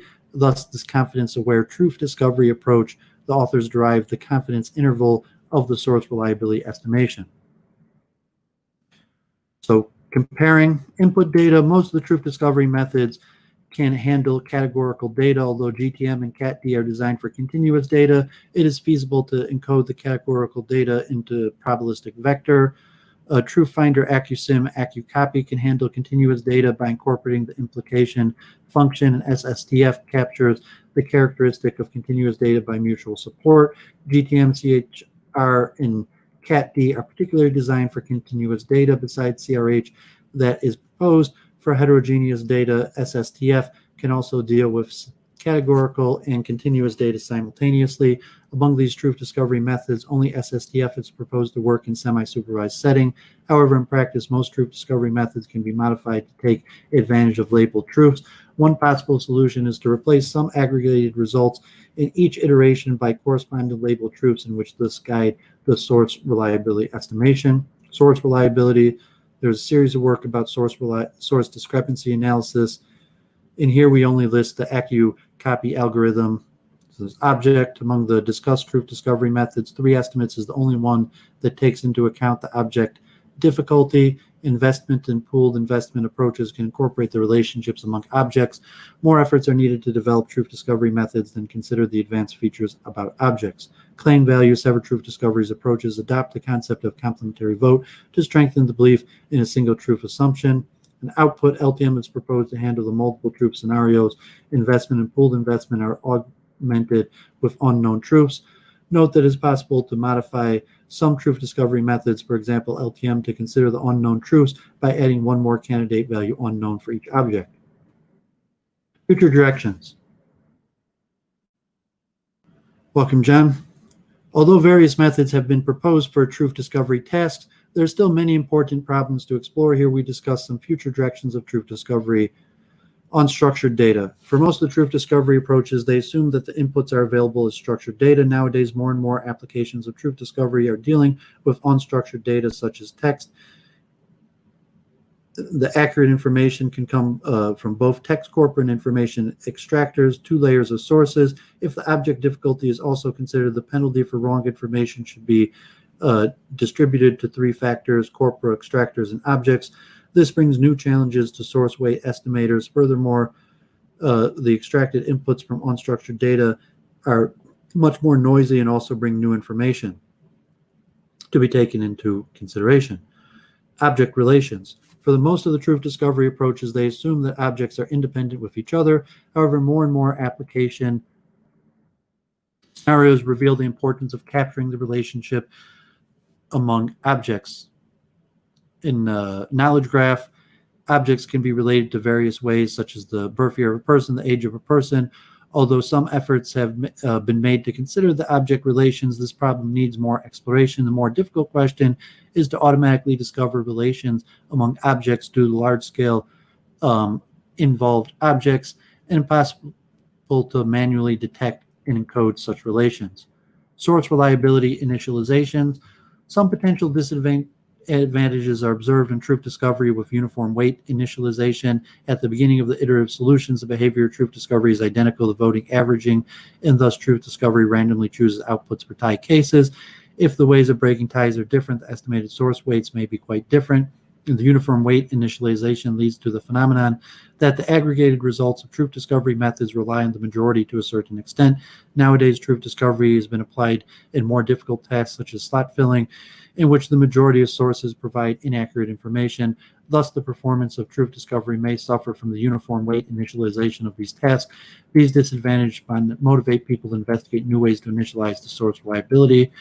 Model selection, given various truth discovery methods, how to select an appropriate one to apply to some specific task. Although we compare them for different aspects and give some guidelines in previous sections, it is still a difficult task. It is possible to apply various truth discovery methods together and apply various truth discovery methods, then combine the outputs of various methods as final output. This ensemble approach might be a possible solution to tackle the model selection challenge. Theoretical analysis. Will the truth discovery method promise convergence? If so, what is the rate of convergence, and is it possible to bound the errors of converged results? This and many more questions need further exploration. Another interesting task is to explore the relations or even the equivalence among various truth discovery approaches. Section 2, we show evidence that different ways to capture the general principles are equivalent. We may better understand the relationships among different truth discovery methods by exploring the equivalence among them. Efficiency. Most of the existing truth discovery methods adopt iterative procedures to estimate source reliability and compute truths. This might be inefficient in practice, especially when we apply truth discovery on large-scale data sets. Some attentions have been given to the efficiency issue in streaming data scenarios. However, more efforts are needed to improve the efficiency of truth discovery for general cases. Performance evaluation. In the current research work about truth discovery, the ground truth information is assumed to be available for the purpose of performance evaluation. Unfortunately, in practice, we cannot make this assumption. For example, in a task of information graph construction, the number of involved objects is huge, and it is impossible to have the ground truths for performance validation. It requires expensive human efforts to get even a small set of labeled ground truths. How to evaluate the performance of various truth discovery methods when the ground truth information is missing. This becomes a big challenge for the truth discovery applications. Nowadays, truth discovery methods have been successfully applied in many rural applications, healthcare, online health communities. People post reviews about various drugs, and this user-generated information is valuable for both patients and physicians. However, the quality of such information is a big issue to address. The authors, one of these, adopt the idea of truth discovery to automatically find reliable users and identify trustworthy user-generated medical statements. Crowd social sensing. Thanks to the explosive growth of online social networks, users can provide observations about physical world for various crowd social sensing tasks, such as gas shortage, report after a disaster, or real-time information summarization of an evolving event. For these particular crowd social sensing tasks, user information can be unreliable. Recently, a series of approaches have adopted truth discovery to improve the aggregation quality of such noisy sensing data. Crowdsourcing aggregation. Crowdsourcing platforms such as Amazon Mechanical Turk provide a cost-efficient way to solicit labels from crowd workers. However, workers' quality are quite diverse, which brings the core task of inferring true labels from the labeling effort of multiple workers. This crowdsourcing aggregation approaches focus on learning true labels or answers to certain questions. The main difference between crowdsourcing aggregation and truth discovery is that the former is an active procedure. One can control what and how much data to be generated by workers, while the latter is a passive procedure. One can only choose from available data sources. Information extraction. For information extraction tasks such as slot filling and entity profiling, related data can be collected from various corpora, and multiple extractors can be applied to extract desired information. The outputs of different extractors can be conflicting, and thus truth discovery has been incorporated to resolve these conflicts. Knowledge base. Several knowledge bases such as the General Knowledge, Google Knowledge Graph, Freebase, and Yago have been constructed, but they're still far from complete. Truth discovery is a good strategy to automatically identify trustworthy information from the internet. Existing work has demonstrated the advantages of truth discovery on the challenging task. Meanwhile, the source reliabilities estimated by truth discovery can be used to assess the quality of web pages. Truth discovery is important to big data and social media analysis where noisy information is inevitable. Besides the above applications, truth discovery has great potentials to benefit more applications such as aggregated GPS data from crowds for traffic control, distilling news from social media, and grading homework automatically for massive open online courses. Related areas from the broader view, there are some research topics in the area of aggregation and fusion that are relevant to truth discovery. These research topics include multi-view learning, clustering, rank aggregation, sensor data fusion, meta-analysis, and ensemble learning. However, the problem settings of these research topics are different from that of truth discovery. Specifically in the multi-view learning clustering, the input is data of various feature sets, views, and the task is to conduct classification or clustering on multiple views jointly. Rank aggregation has a different input-output space with truth discovery as it focuses on the aggregation of ranking functions. In sense or data fusion, the source reliability is not considered, and usually all the sources are treated indistinguishably. In meta-analysis, different lab studies are combined via weighted aggregation, but the source weight is derived mostly based on the size of the sample used in each lab study. In ensemble learning, the weights of base models are inferred through supervised training, whereas truth discovery is unsupervised. Compared with these research topics, truth discovery methods aggregate data collected from various sources on the same set of features on the same set of objects, and the goal of truth discovery is to resolve the conflicts among multiple sources by automatically estimating source reliability based on multiple source data only. Another relevant research data is information trustworthiness analysis. First, in some trustworthiness scoring systems, various methods have been developed for evaluating the reputation of trustworthiness of users, accounts, or nodes of context in social media platforms or sensor networks. However, these systems focus on the computation of trustworthiness or reliability degrees by considering the content and or links among sources. Second, in trust-enhanced recommendation systems, the recommendation for one user or one item can be computed by a weighted combination of ratings from other users on this item, where weights incorporate trust between users. In such system, trust and recommendations are derived separately from different types of data. Trust is derived based on users, provide trust values about others, or the recommendation history information, while recommendation is conducted based on current user item ratings and the derived trust. Compared with these studies, truth discovery tightly combines the process of source reliability estimation and truth computation to discover both of them from multi-source data. And source reliability is usually defined as the probability of a source giving true claims. In conclusion, motivated by the strong need to resolve conflicts among multi-source data, truth discovery has gained more and more attention recently. In this survey paper, we have discussed the general principle and truth discovery methods and provided an overview of current progress in the research topic under 5 general aspects. Most of the components of truth discovery have been examined.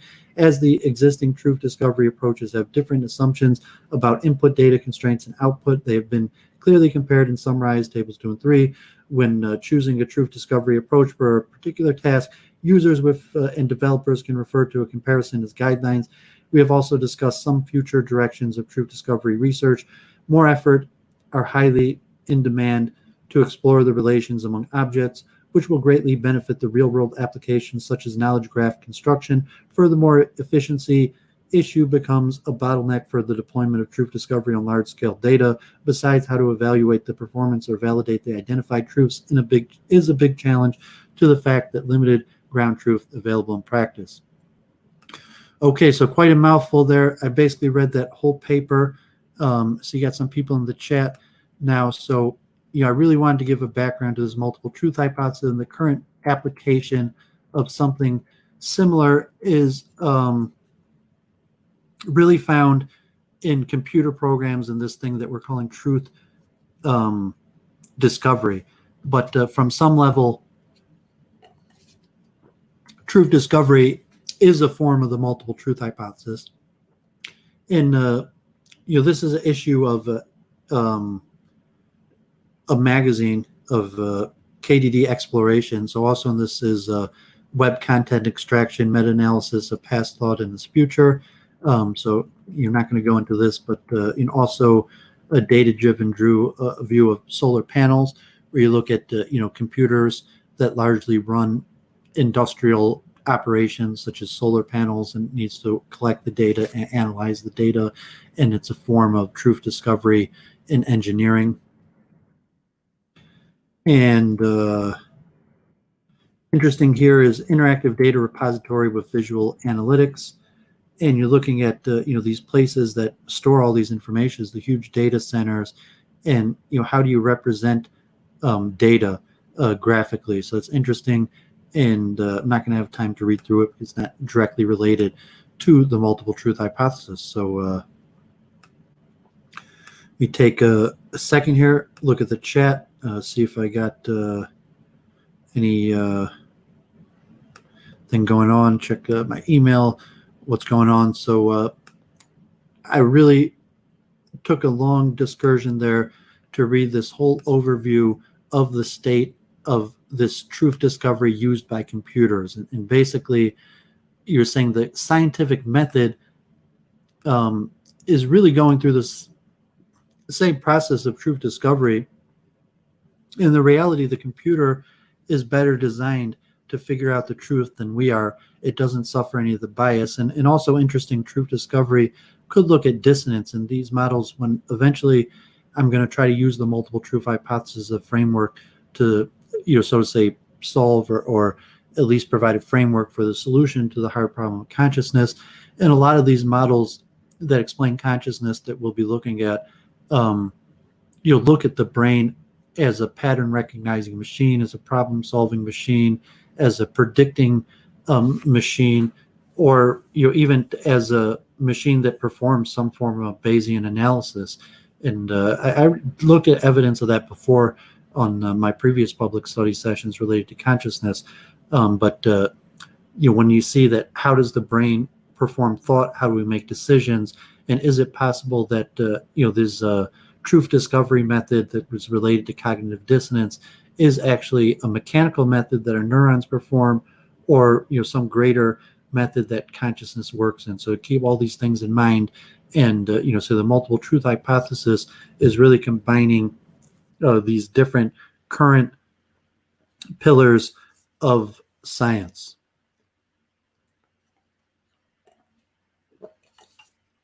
Okay, so now I want to look into the multiverse in physics.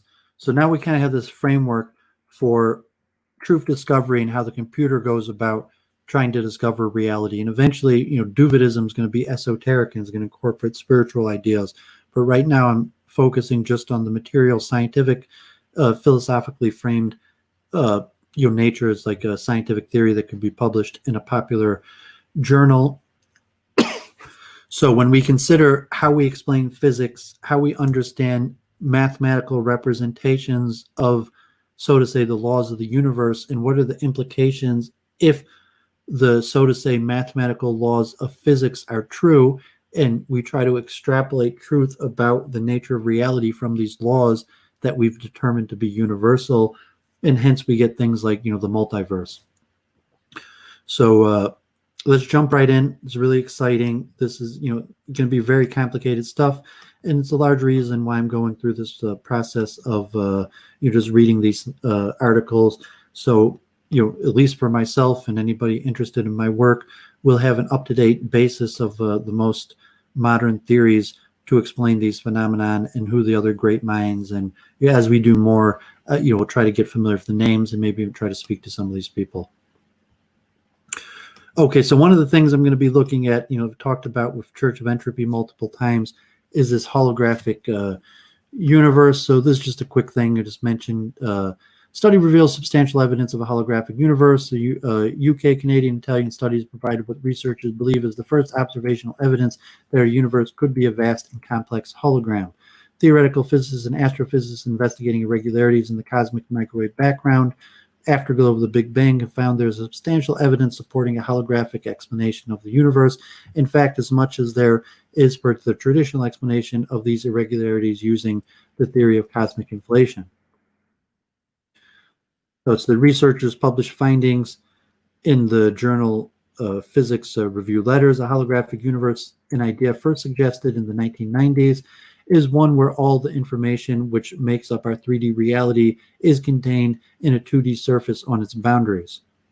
So Professor Skenderis of mathematical scientists at the University of Southampton explains, imagine that everything you see, feel, and hear in 3 dimensions and your perception of time, in fact, emanates from a flat 2-dimensional field.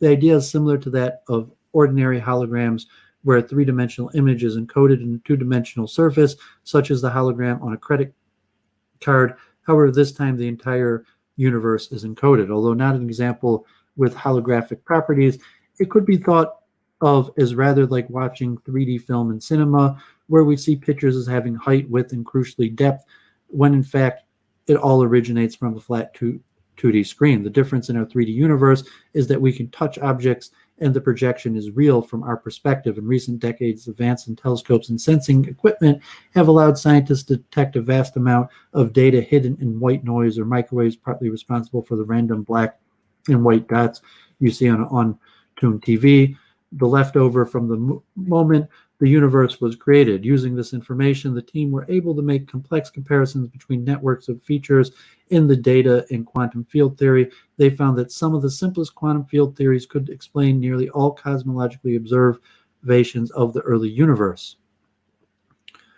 These nice diagrams trying to represent this. So Professor Skenderis comments, holography is a huge leap forward in the way we think about the structure and creation of the universe. Einstein's theory of general relativity explains almost everything large scale in the universe very well, but starts to unravel when examining its origins and mechanisms at quantum level. Scientists believe that working for decades to combine Einstein's theory of gravity and quantum theory, some believe the concept of a holographic universe has the potential to reconcile the two. I hope our research takes us to another step towards this. Scientists now hope their study will open the door to further our understanding of the early universe and explain how space and time emerged.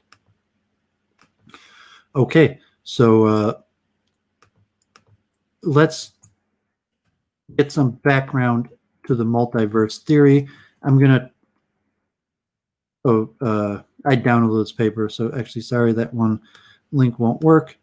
So this is Multiverse Assumptions in Philosophy by James Johnson. It's free, available online if someone wants to search for that. And I'm also going to look at Tegmark's Multiverse, and it's got very good graphics and Tegmark's. And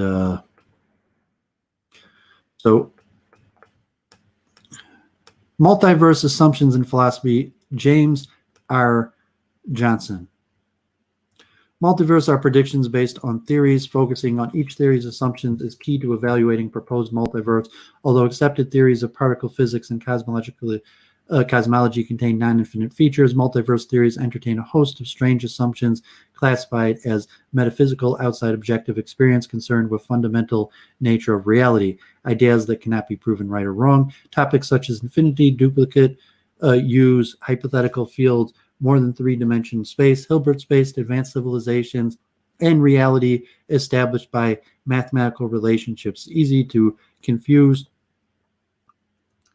multiverse proposals because many divergent models exist. This overview defines the characteristics of 11 popular multiverse proposals. The characteristics compared are initial conditions, values of constants, laws of nature, numbers of space dimensions, numbers of universe, and fine-tuning explanations. Future scientific experience may validate selected assumptions, but until they do, proposals by philosophers may be as valid as theoretical scientific theories. So multiverse, many universe, is a prediction based on a theory or hypothesis. The theory in turn is predicated on assumptions. However, it is convenient to gloss over the assumptions when contemplating the bizarre ramifications envisioned, such as an infinite number of duplicate U's living in alternate universes. The concept of duplicate U's living in alternative universes was described in a now classic article, Parallel Universe, by Tegmark, 2003, which we're going to look at. As science has proven, nature is not intuitive, even weird at times. For example, in the Marco realm, time slows as velocity or gravity increases, and invisible fields permeate space. Similarly, in the microworld, probabilities decide experimental outcomes, and entangled particles are not autonomous. Equally strange concepts or assumptions support speculative theories that predict parallel universe. So, overview of the multiverse. 11 multiverse proposals are listed in Table 1. 9 of the proposals are similar to those defined by Brian Greene in The Hidden Reality. The proposed represent on one extreme an extension of our universe, and on the other extreme every mathematically possible universe.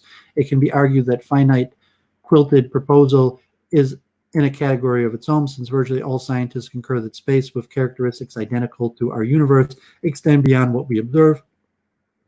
Thus, having a limited number of universes is in this expanded space establishes the reality of some parallel universes, as shown in let me just find Table 1 here.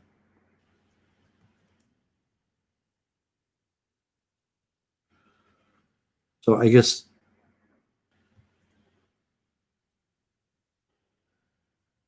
this is Table 1. And we're going to see the 11 different forms: quilted, finite, quilted, infinite, inflationary, landscape, brain, cyclic, bounce, holographic, quantum, simulated, and ultimate.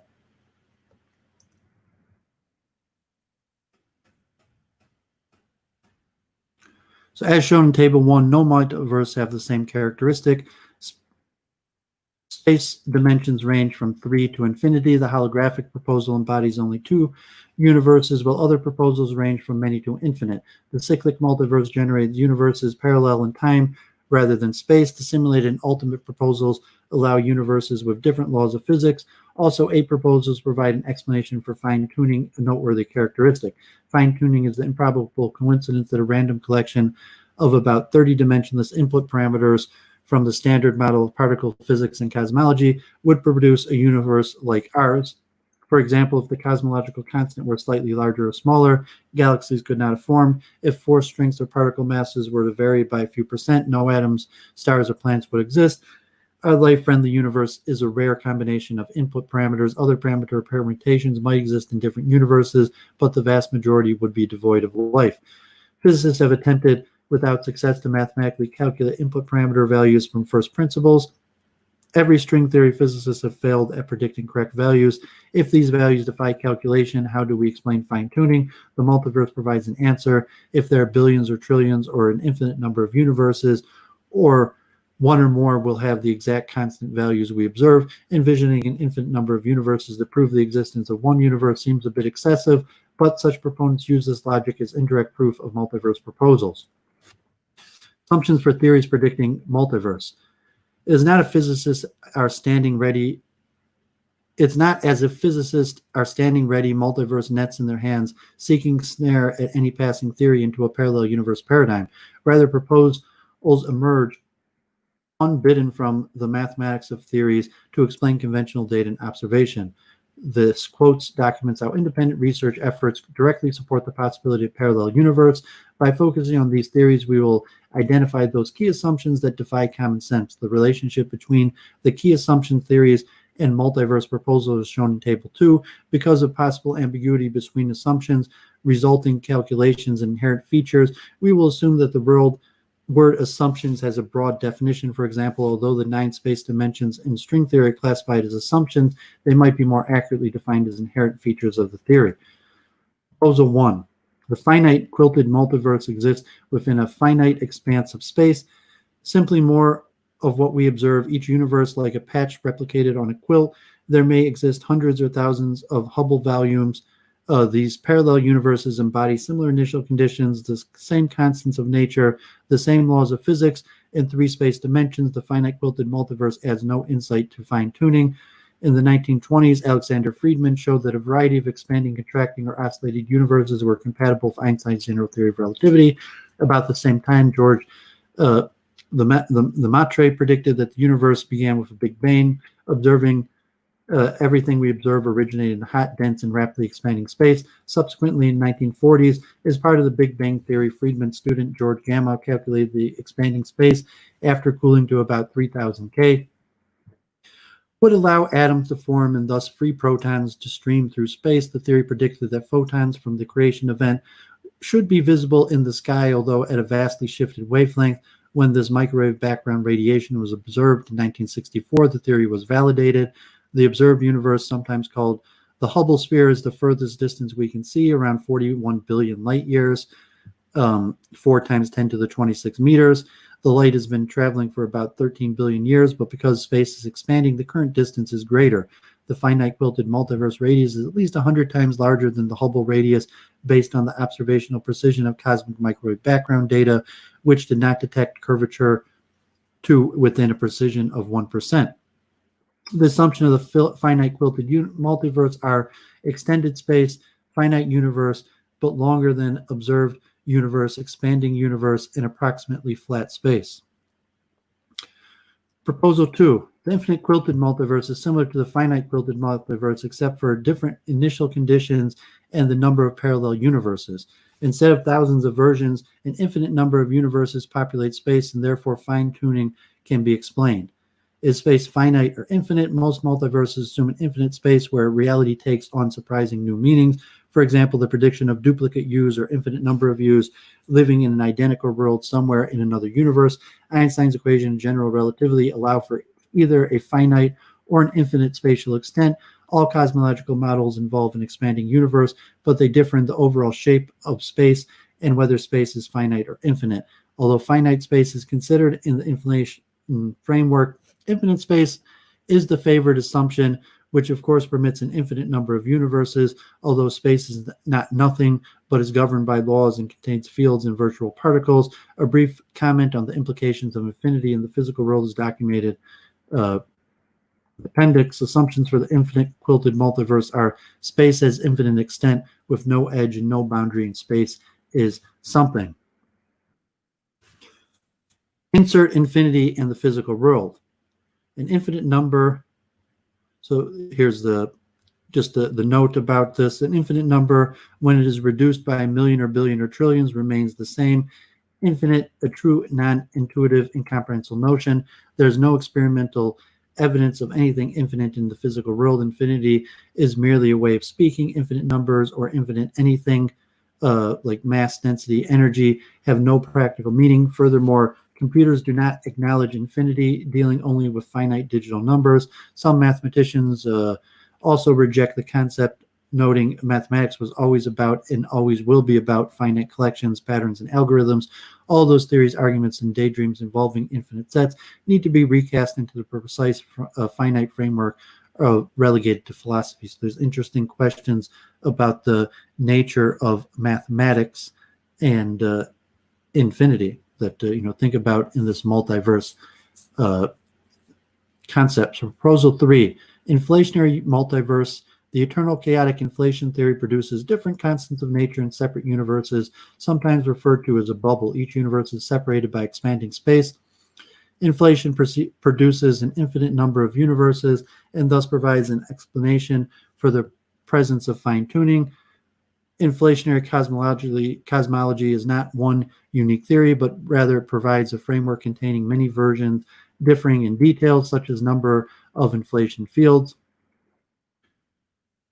and their potential energy curves. However, in general, the basic inflation concept modifies the Big Bang theory by inserting an extremely brief burst of astoundingly rapid expansion during the universe's early existence. This dependence growth explains the uniformity of the cosmic microwave background temperature, predicts the universe is flat, and addresses several other problems associated with the Big Bang.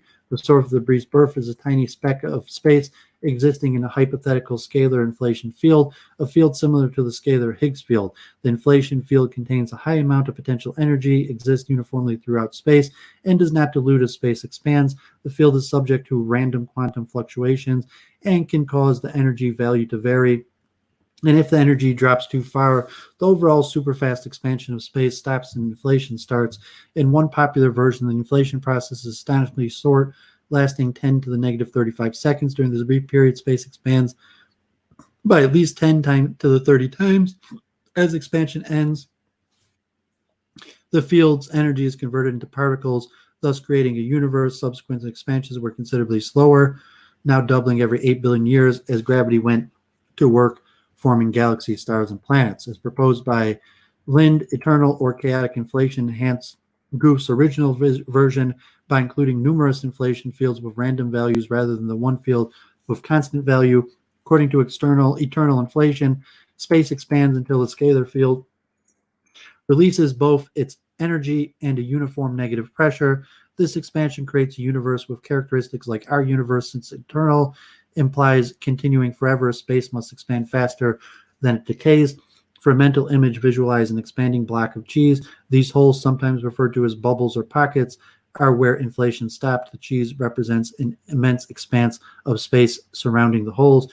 To appreciate the full scale of this process, consider Brian Greene's rephrasing. The size of the universe increased by a factor larger than a million trillion in less than a millionth of a trillionth of a second. Now this is real expansion. Inflationary cosmology may be mathematically sound, but is incredulous from a human perspective. Although the brief discussion above assumes that negative pressure in the scalar field creates repulsive gravity, negative or Bauer gravity, this idea makes Tegmark nervous. I just can't shake the uneasy feeling that I'm living a Ponzi scheme of cosmic proportions. Thus, even though inflation is based on theoretical physics, such an incredible process leaves room for doubt. Assumptions for inflationary multiverses are scalar, non-diluting inflation fields with high potential energy and negative pressure, space doubling its size every 10 to the negative 38 seconds, random quantum fluctuations establishing initial conditions, and space expanding faster than it decays. Proposal 4. The landscape multiverse combines string theory and eternal inflation to predict an infinite number of universes. The significant difference from the inflationary proposal is that space consists of 9 space dimensions instead of the 3 space dimensions. These extra dimensions provide numerous shapes for space, each shape a different variety of universe, more than enough to explain fine-tuning. In the first version of superstring theory, now referred to as string theory, tiny strings or vibrating filaments replace electrons and quarks as nature's building blocks. Strings are so minute that they may never be observed. Planck distance 10 to the negative 33 centimeters. The string vibration pattern dictates intrinsic features that may represent an electron or quark, or more important, a gravitron, a massless, chargeless, and having a spin 2 quantum property. Thus, without contradicting previous theories, string theory bridged the gap between general relativity and quantum mechanics. However, the mathematics is defined in 5 unique theories, required 9 rather than 3 dimensions for space. The extra dimensions are curled up into a Calabi-Yau shapes that dictate particle properties. Unfortunately, there are many possible shapes, 10 to the 500th, for extra dimensions, and no way to select the one that matches existing particles.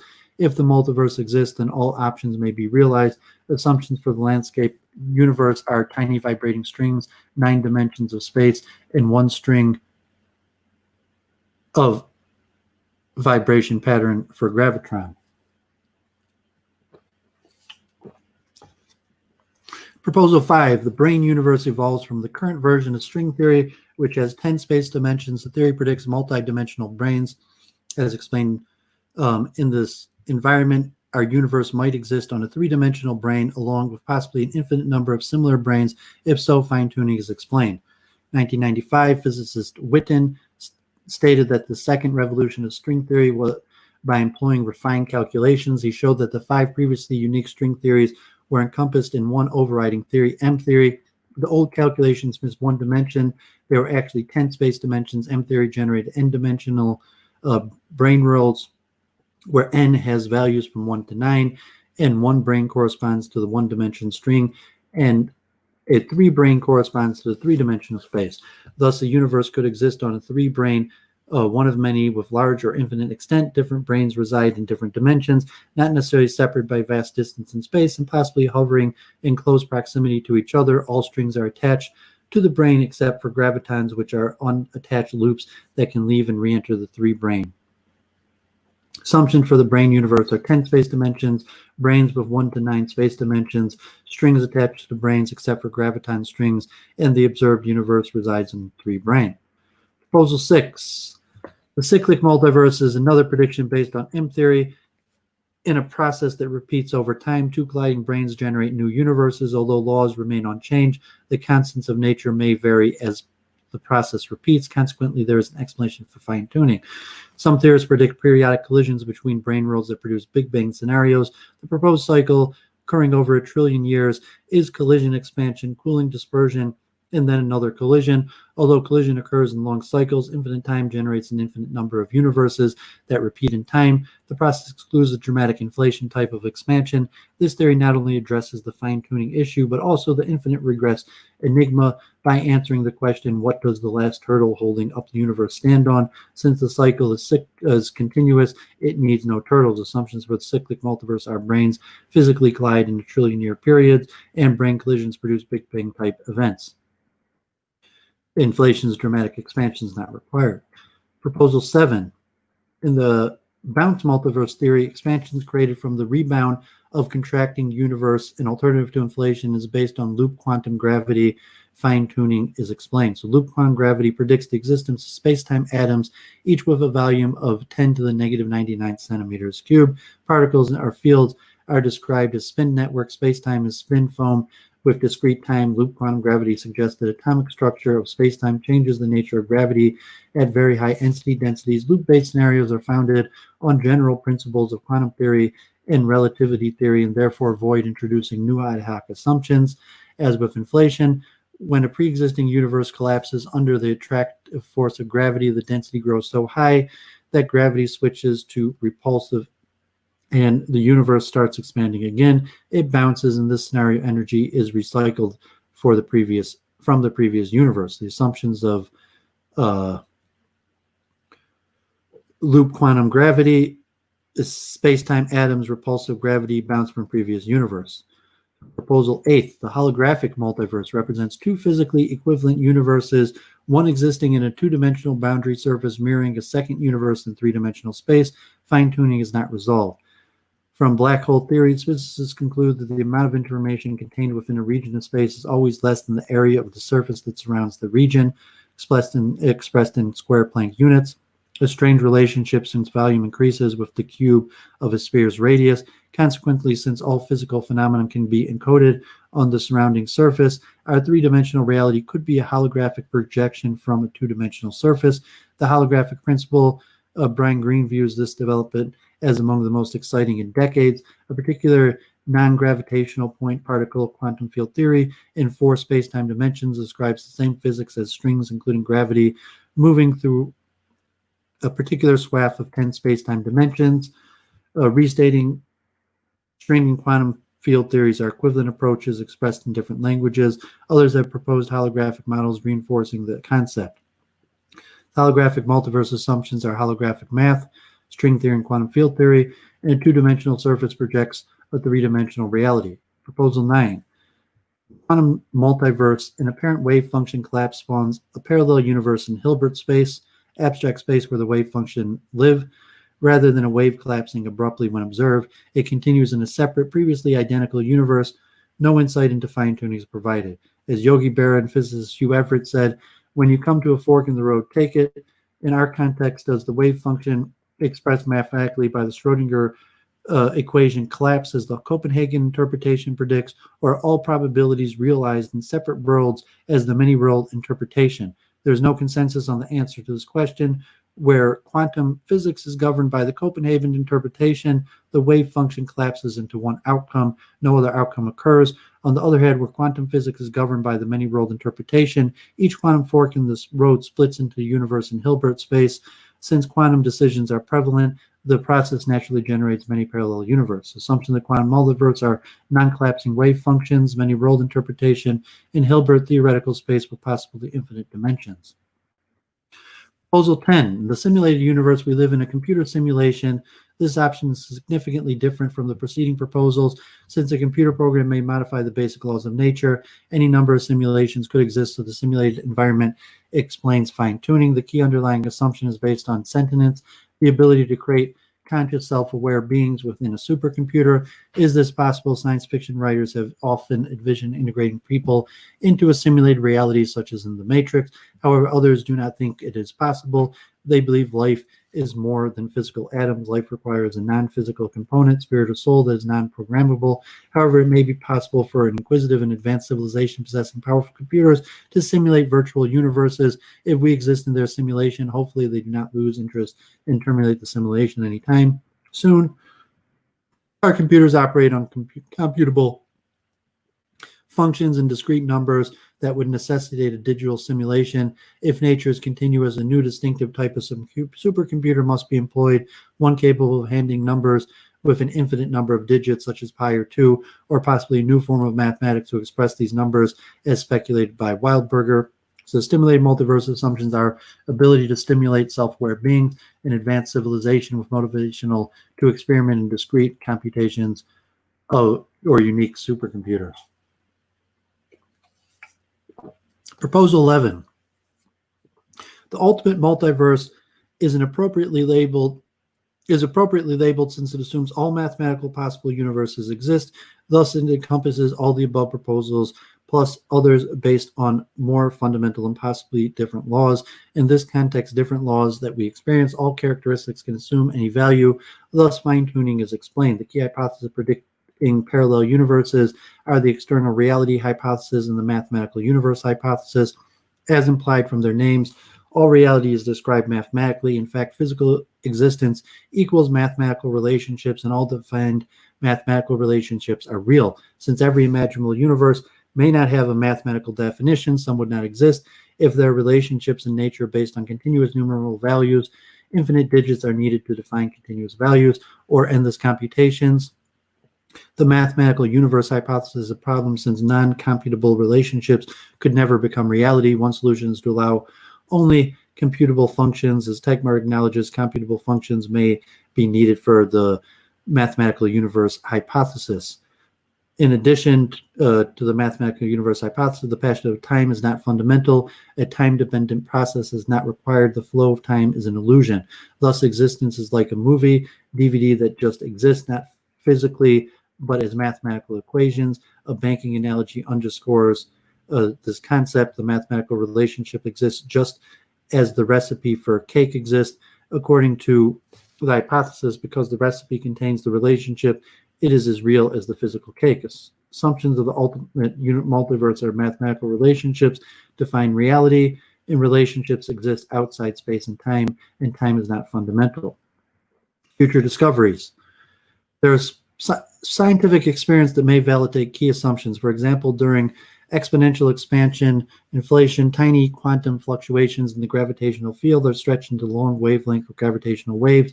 It is predicted that these waves would polarize cosmic microwave background photons in a pinwheel pattern, thus confirming polarizations of the background photons directly supports inflation. Also, more precise background data might validate the reasonableness of existing scalar fields, potential energy curves. Conversely, the legitimacy of the fundamental inflation theory is challenged by competing theories.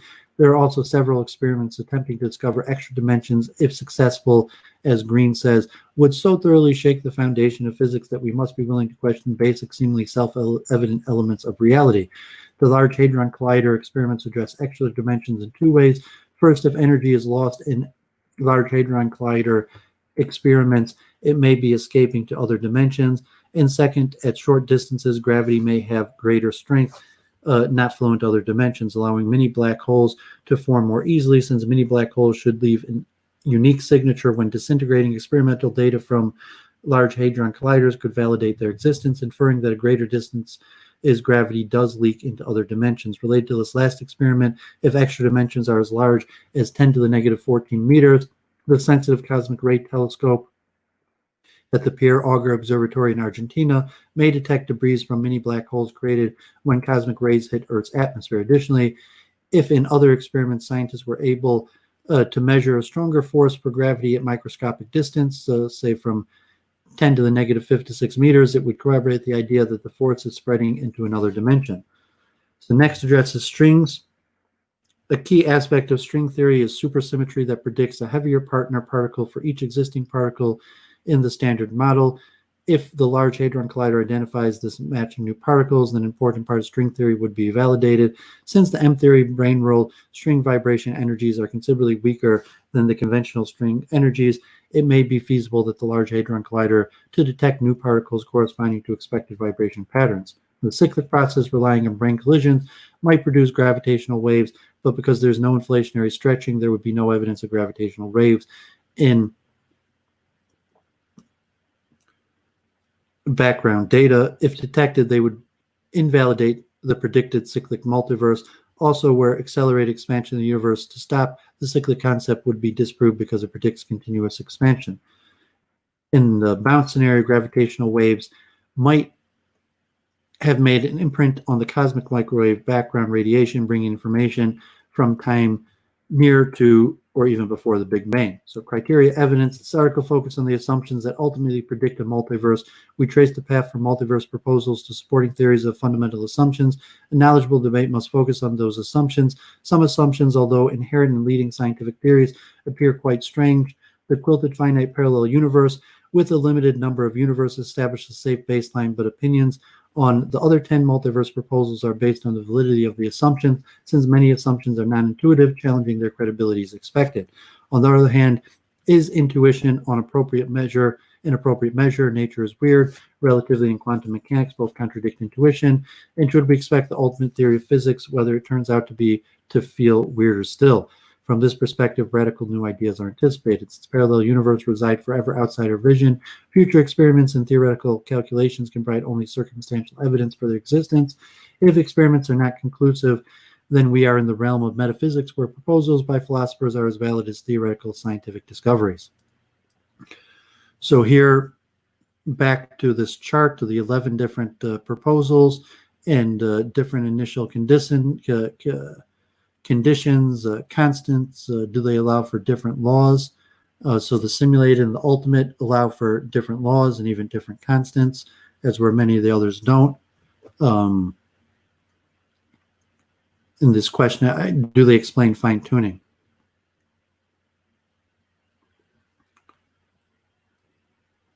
So just here, the definitions, characteristics are initial conditions, how things started, the general distribution of mass, which forms galaxies and galaxy clusters on a vast scale, constants of nature, the masses and forces calculated from about 30 dimensionless input parameters within the standard model of particle physics and standard model of cosmology, laws, the laws of physics represented by equations, Einstein's special and general relativity, Maxwell's electromagnetism, Schrodinger's quantum mechanics, and freedom's expanding universe. Number of space dimensions typically is observed in our universe, 3 space dimensions and 1 of time. Number of universes, count of other universes existing in space, and lastly, fine-tuning specific values for the constants of nature, allowing elements, planets, stars, galaxy, and life, specifically us, to exist. So you see a graph of the key assumptions for the various theories. Okay, so down to 3 people watching. I guess this is just an exercise for me, myself, to perfect my knowledge. So I'm glad I'm going through it. Maybe at a future time, some people will find this information useful, but even if it's only useful to myself, this exercise is proving useful. So now let's take a look at Tegmark and an article that he wrote in Scientific America. And we'll see also a paper from Tegmark in 2003. I actually have his whole book behind me. Sorry about that. So here, because I'm not going to have time to, read the whole paper, I'm just going to read the article. But you see here, this is Tegmark's Parallel Universes. So I survey physics theories involving parallel universes, which from a natural 4-level hierarchy of multiverses allowing progressive greater diversity. Level 1, a generic prediction of inflation, is an infinite ergodic universe which contains Hubble volumes realizing all initial conditions, including an identical copy of U about 10 to the 10 to the 29th meters away. Level 2, in chaotic inflation, other thermalized regions may have different physical constants, dimensionality, and particle content. Level 3, in a unitary quantum mechanics, other branches of the wave function add nothing qualitatively new, which is ironic given that this level of historically been the most controversial. In level 3, other mathematical structures give different fundamental equations of physics. The key question is not whether parallel universe exists. Level 1 is the uncontroversial cosmological concordance model, but how many levels there are. I discuss how multiverse models can be falsified and argue that there is a severe measure problem and that must be solved to make testable predictions for 2 to 4. So here, Tegmark will actually examine some of the evidence. So I'm not going to have time to read it out, but you can see, level 2 here, Level 1, regions beyond our cosmic horizon, same laws of physics, different initial conditions, infinite space, ergodic matter distribution, microwave background measurement, point to flat, infinite space, large scale smoothness, simplified model.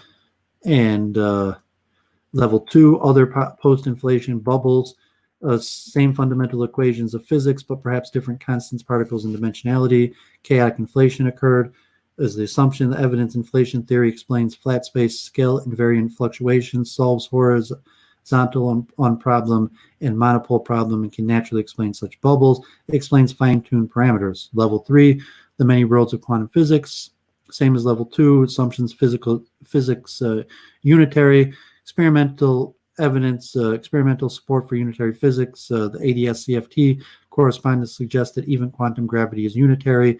Decoherence experimentally verified, mathematically simplest model. Other mathematical structures, level 4, different fundamental equations of physics, mathematical existence equals physical existence, and evidence unreasonable effectiveness of math and physics. Answers Wheeler-Hawker's discussion, why these equations, not others.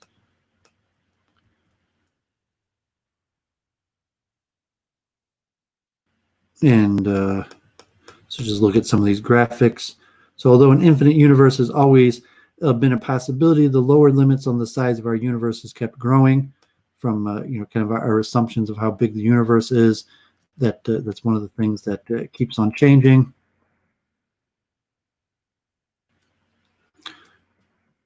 A question of spatial dimensions and time dimensions, and the stability related to it, and different versions of how physical constants would affect. Graphics here. So I encourage people to read through this. I'm not going to have time to go through this, but I'm going to read Tegmark's article. So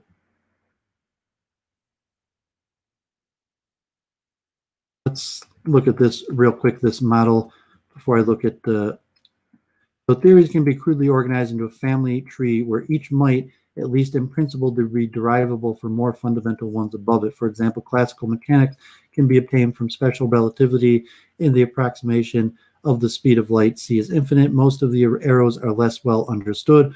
All these theories have two components, mathematical equations and words that explain how they are connected to what we observe. At each level in the hierarchy theories, new words, protons, atoms, cells, organisms, cultures are introduced because they are convenient, capturing the essence of what is going on without recourse to the more fundamental theory above it. It is important to remember, however, that it is we humans who introduce these concepts and the words for them. In principle, everything could have been derived from the fundamental theories at the top of the tree, although such an extreme reductionist approach would, of course, be useless in practice. Crudely speaking, the ratio of equations to words decreases as we move up the tree, dropping near zero for highly applied fields such as medicine and sociology. In contrast, theories near the top are highly mathematical, and physicists are still struggling to understand the concepts, if any, in terms of which we can understand them. The holy grail of physics is to find out what is jocundly referred to as the theory of everything, from which all else could be derived. If such a theory exists at all, it should be replace the big questions mark at the top of the theory tree. Everyone knows that something is missing there, since we lack a consistent theory unifying gravity with quantum mechanics. So here is Tegmark's kind of hierarchy of ideas, and so we have quantum field theory and general relativity, and we're looking for something to unify them. General relativity leads to special relativity, which quantum field theory also does, but quantum field theory leads to non-relativist quantum mechanics, nuclear physics, and particle phenomenon. Non-relativist quantum mechanics leads to classical mechanics, to statistical mechanics, to mechanics of solid, hydrodynamics, thermodynamics, astrophysics, earth science, you're down to sociology. So if you look at the Aristotelian paradigm, the subjective perceived frog perspective is physically real, and the bird perspective in all its mathematical language is merely useful approximation. In Platonic paradigm, the bird perspective, the mathematical structure, is physically real, and the frog perspective in all human language we use to describe it is merely useful in approximating for describing our subjective perception. So you see the relationship to the multiple truth hypothesis. Here is a more mathematical order. Hopefully, we can review, maybe me and Jennifer will review this, but kind of looking at general relativity, the connection between various mathematical fields, and if there was some form of formal systems that could produce everything else, or if it's somewhat circular, and say that all logic and everything is in fact circular.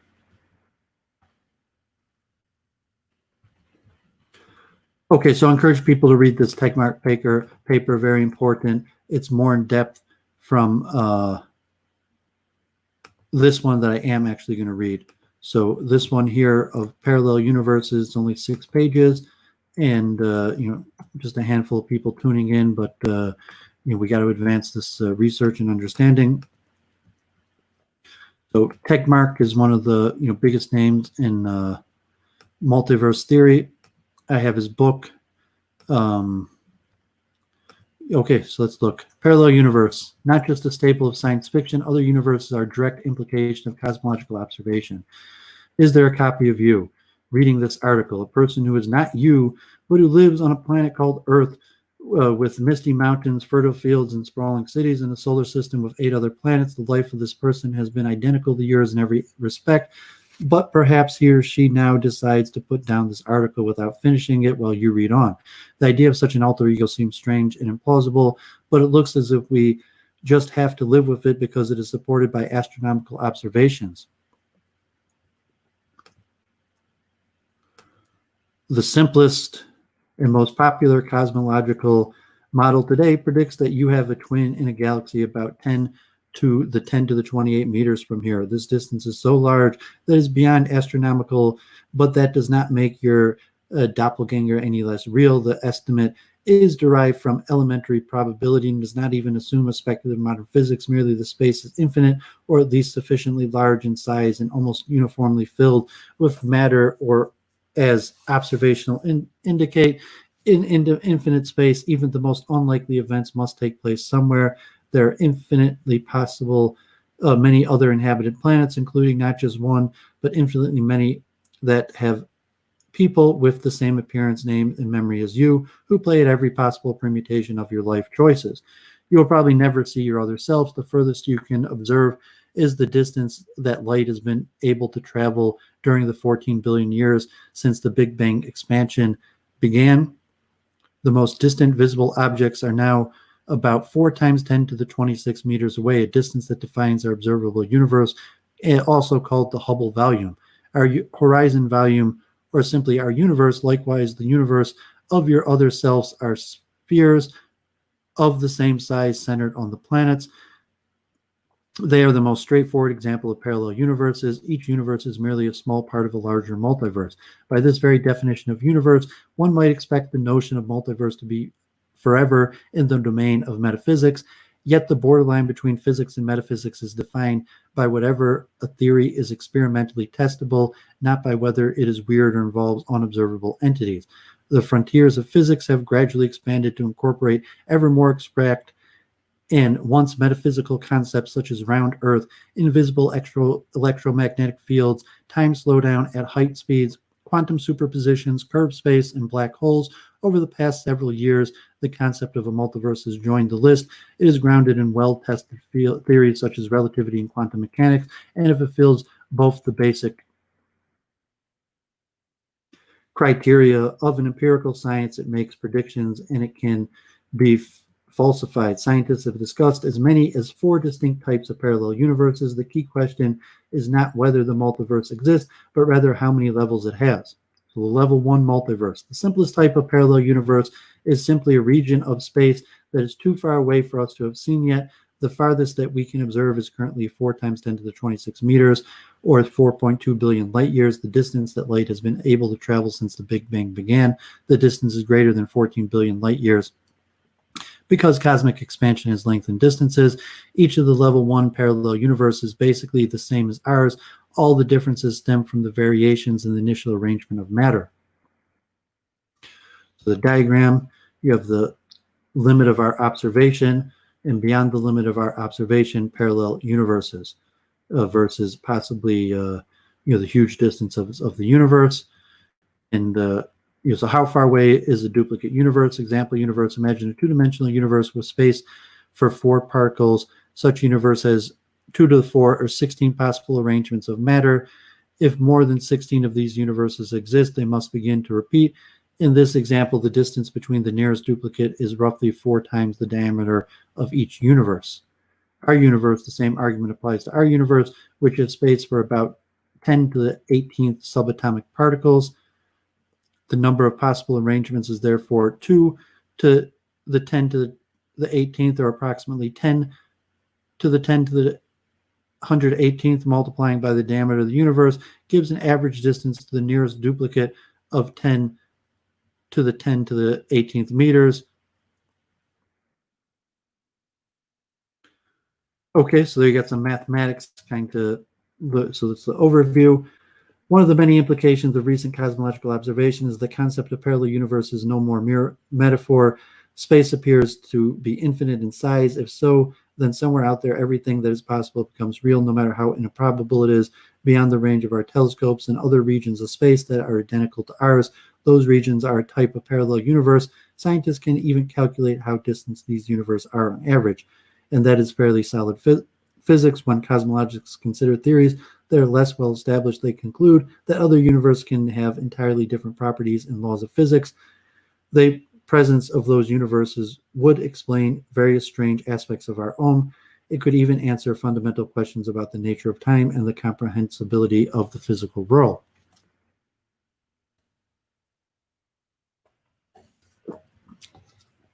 So, level 1. Beyond our cosmic horizon, the parallel universes of your alter egos constitute the level 1 multiverse. It is the least controversial type. We all accept the existence of things that we cannot see, but could see if we move to a different vantage point or merely waited. Like people watching for ships to come over the horizon, objects beyond the cosmic horizon have a similar status. The observable universe grows by light every year. As light from the furthest away has time to reach us, and infinity lies out there waiting to be seen. You will probably die long before your alter egos come into view, but in principle, and if cosmic expansion cooperates, your descendants could observe them through a sufficiently powerful telescope. If anything, the level 1 multiverse sounds trivially obvious. How could space not be infinite? Is there a sign somewhere saying space ends here, mind the gap? If so, what lies beyond it? In fact, Einstein's theory of gravity calls this intuition into question. Space could be finite if it has a convex curvature or unusual topography, interconnectedness. A spherical, donut-shaped, or pretzel-shaped universe would have the limited volume and no edges. This cosmic microwave background radiation allows sensitive tests such as scenarios. So far, however, the evidence is against them. Infinite models fit the data, and strong limits have been placed on the alternates. Another possibility is that space is infinite, but matter is confined to a finite region around us. The historically popular island universe model, in a variant of this model thins out on a large scale in a fractal pattern. In both cases, almost all universes in the level 1 multiverse would be empty and dead. But recent observation of three-dimensional galaxy distribution in the microwave background have shown that the arrangement of matter gives way to dull uniformity on a large scale, with no coherent structures larger than about 10 to the 24 meters. Assuming that this pattern continues, space beyond our observable universe teems with galaxies, stars, and planets. Observers living in level 1 parallel universes experience the same laws of physics as we do, but with different initial conditions. According to current theories, processes early in the Big Bang spread matter around with a degree of randomness, generating all possible arrangements with non-zero probability. Cosmologists assume that our universe, with an almost uniform distribution of matter and initial density fluctuations of 1 part in 100,000 is a fairly typical one, at least among these that contain observers. That assumption underlies the estimate that your closest identical copy is 10 to the 1028 meters away. About 10 to the 10 to the 92 meters away, there should be a sphere of radius 100 light years identical to the one centered here. So all perceptions that we have during the next century will be identical to those of our counterparts over here. About 10 to the 118 meters away should be an entire Hubble volume identical to ours. There are extremely conservative estimates derived simply by counting all possible quantum states that a Hubble volume can have if no hotter than 10 to the 8th Kelvin. One way to do the calculation is ask how many protons could be packed into a Hubble volume of that temperature. The answer is 10 to the 118 protons. Each of these particles may or may not, in fact, be present, which makes for 2 to 10 to the 118th possible arrangements of protons.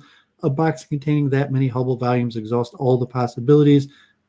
And if you round off the number beyond that box, universes, including ours, must repeat. Roughly the same number could be derived by using thermodynamic or quantum gravitational estimates of the total information content in the universe.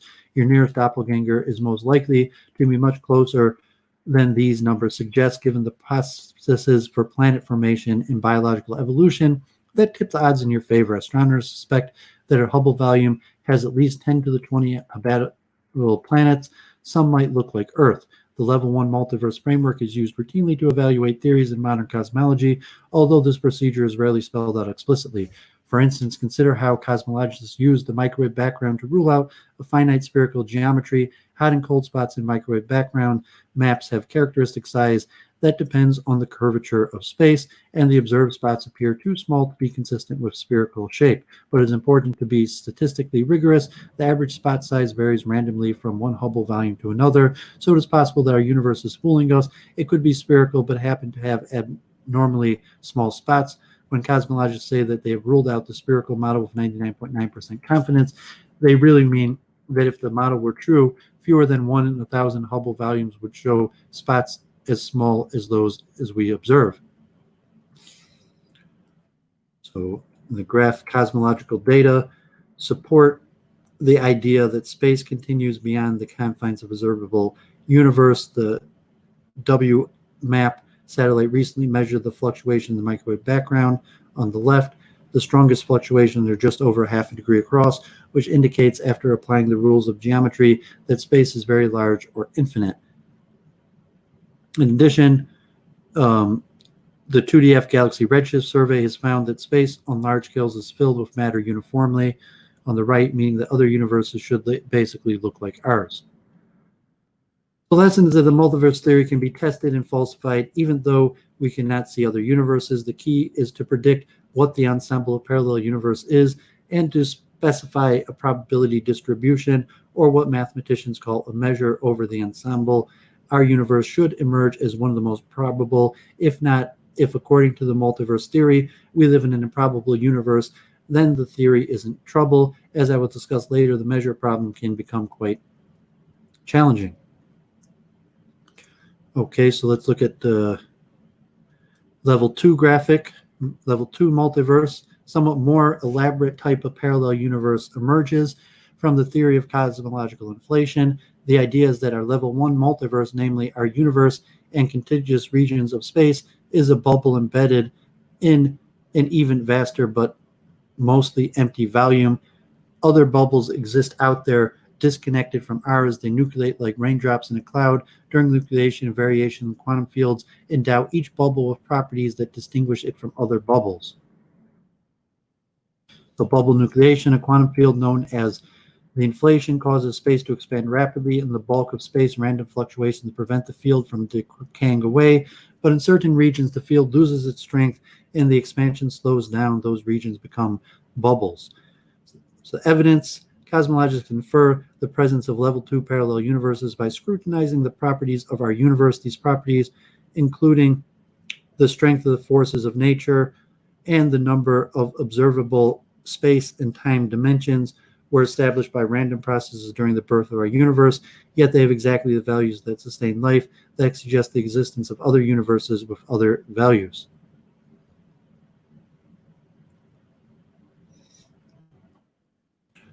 Okay, so let's read level 2. Okay, Yuan, thanks for showing up. Gandalf is back. See you while. Okay, so let's finish these multiverse. We're on level 2. People want to read along in the chat. Please encourage you. Other post-inflation bubbles, level 2. If the level 1 multiverse was hard to stomach, try imagining an infinite set of distinct level 1 multiverses, some perhaps with different space-time dimensionality and different physical constants. Those other multiverses, which constitute the level 2 multiverse, are predicted by the currently popular theory of chaotic eternal inflation. Inflation is the extension of the Big Bang theory and ties up many of the loose ends of that theory, such as why the universe is so big, so uniform, and so flat. A rapidly stretching of space long ago can explain all of these and other attributes in one fell swoop. Such stretching is predicated by a wide class of theories of elementary particles, and all available evidence bears it out. The phrase chaotic eternal refers to what happens on the very largest scale. Space as a whole is stretching and will continue doing so forever, but some regions of space stop stretching and form distinct bubbles, like gas pockets in a loaf of rising bread. Infinitely many bubbles emerge. Each is an embryonic level 1 multiverse, infinite in size and filled with matter deposited by the energy field that drove inflation. Those bubbles are more than infinitely far away from Earth, in the sense that they would never get there even if you traveled at the speed of light forever. The reason is that the space between our bubbles and its neighbors is expanding faster than you could travel through it. Your descendants will never see their doppelgangers elsewhere in level 2 for the same reason.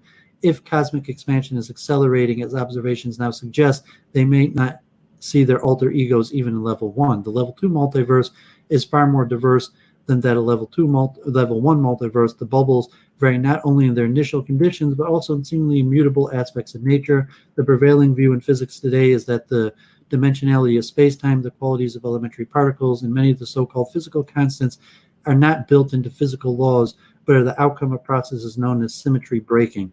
For instance, theorists think that the space in our universe once had 9 dimensions, all on an equal footing. Early in cosmic history, 3 of them partook in the cosmic expansion and became the 3 dimensions we now observe. The other 6 are now unobservable, either because they have stayed microscopic with a donut-like typology, or because all matter is confined to a 3-dimensional surface, a membrane, usually simply brain, in 9-dimensional space. Thus, the original symmetry along the dimensionality broke. The quantum fluctuations that drive chaotic inflation could cause different symmetry breaking in different bubbles. Some might become 4 dimensions, others could contain only 2 rather than the 3 generations of quarks, and still others might have a stronger cosmological constant than our universe does. Another way to produce a level 2 multiverse might be through a cycle of birth and destruction of universe. In a scientific context, this idea was introduced by physicist Tolman in the 1930s and recently elaborated by Steinhardt, Princeton University, Turk, University of Cambridge. The Steinhardt and Turk proposal are related models involve a second 3-dimensional brain that is quite literally parallel to ours, merely offset in a higher dimension.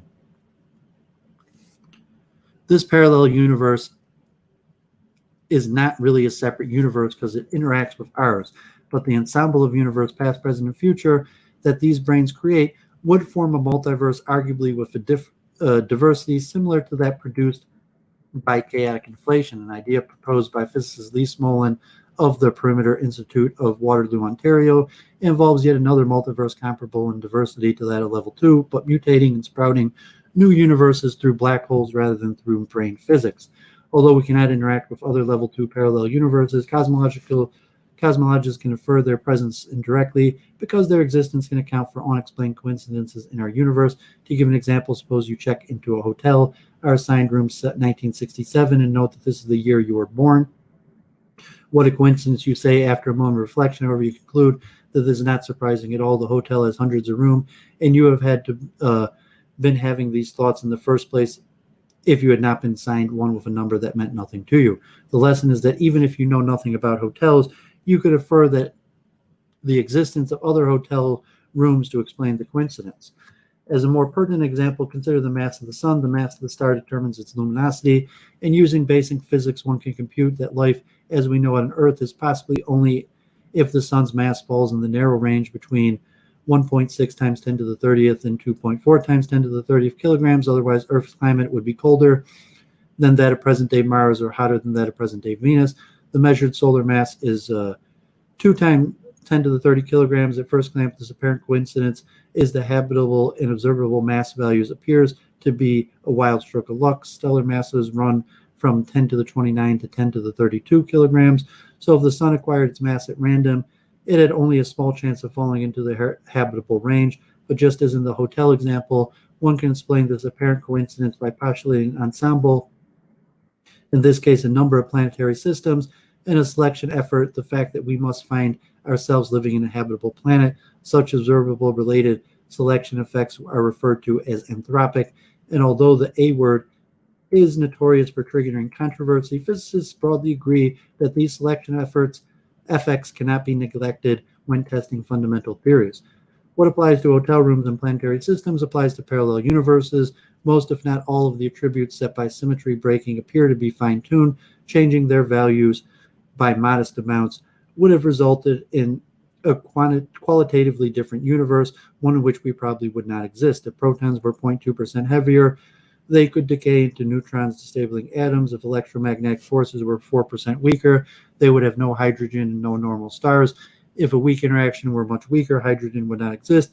If it were much stronger, supernovae would fail to seed interstellar space with heavy elements. If the cosmological constant were much larger, the universe would have blown itself apart before galaxies could form.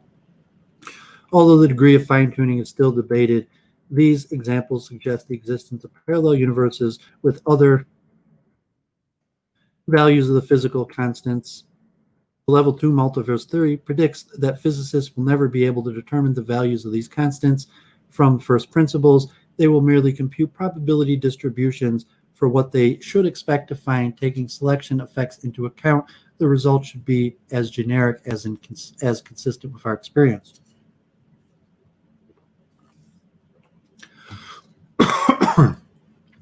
Level 3 multiverse. Quantum mechanics predicts a vast number of parallel universes by broadening the concept of elsewhere. These universes are located elsewhere, not in ordinary space, but in an abstract realm of all possible states. Every conceivable way that the world could be within a scope of quantum mechanics corresponds to a different universe. The parallel universe makes their presence felt in laboratory experiments such as wave interference and quantum computation. Quantum dice. Imagine an ideal die whose randomness is purely quantum. When you roll it, the die appears to land on a certain value at random. Quantum mechanics, however, predicts that it lands on all values at once. One way to reconcile these contradictory views is to conclude that the die lands on different values in different universes. In 1/6 of the universes, it lands on 1, in 1/6 on 2, and so on. Trapped within one universe, we can perceive only a fraction of the full quantum reality. So 2 concepts, erodicity. According to the principle of erodicity, quantum parallel universes are equivalent to a more prosaic type of parallel universes. A quantum universe splits over time into multiple universes, yet those new universes are no different from parallel universes that already exist somewhere else in space, in, for example, other level 1 universes. The key idea is that parallel universes of whatever type embody different ways that events could have unfolded. In the nature of time, most people think of time as a way to describe change. At one moment, matter has a certain arrangement. At a moment later, it has another.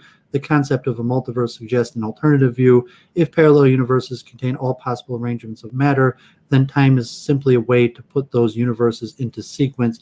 The universe themselves are static. Change is an illusion, albeit an interesting one. Really fascinating stuff here, and you see some of the precursors for the multiple truth hypothesis. Okay, thanks, Yuan Gandalf, active in the chat. So let me finish this article. Level 3 quantum many worlds. The level 1 and level 2 multiverse involves parallel worlds that are far away beyond the domain even of astronomers. By the next level of multiverse is right around you. It arises from the famous and famously controversial many worlds interpretation of quantum mechanics, the idea that random quantum processes cause the universe to branch into multiple copies, one for each possible outcome. In the early 20th century, the theory of quantum mechanics revolutionized physics by explaining the atomic realm, which does not abide by the classical rules of Newtonian mechanics, despite the obvious success of the theory. A heated debate ranges about what it really means. The theory specifies the state of the universe not in classical terms, such as the position and velocities of all particles, but in terms of mathematical objects called the wave function according to Schrodinger's equation. This state evolves over time in a fashion that mathematicians term unitary, meaning that the wave function rotates in an abstract infinite dimension space called Hilbert space. Although quantum mechanics is often described as inherently random and uncertain, the wave function evolves in a deterministic way. There's nothing random or uncertain about it. The sticky part is how to connect this wave function with what we observe. Many legitimate wave functions correspond to counterintuitive situations, such as a cat being dead and alive at the same time in the so-called superposition. In the 1920s, physicists explained away this weirdness by postulating that the wave function collapsed into some definite classical outcome whenever someone made an observation. This add-on had the virtue of explaining observations, but it turned into an elegant unitary theory into a kludgy non-unitary one. The intrinsic randomness commonly ascribed to common quantum mechanics is the result of this postulate. Over the years, many physicists have abandoned this view in favor of one developed in 1957 by Princeton's graduate student Hugh Everett. He showed that the collapse postulate is unnecessary.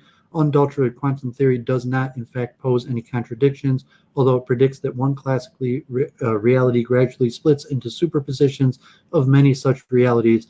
Observers subjectively experience the splitting merely as a slight randomness, with probabilities in exact agreement with those from the old collapse postulate. The superposition of classical worlds is the level 3 multiverse.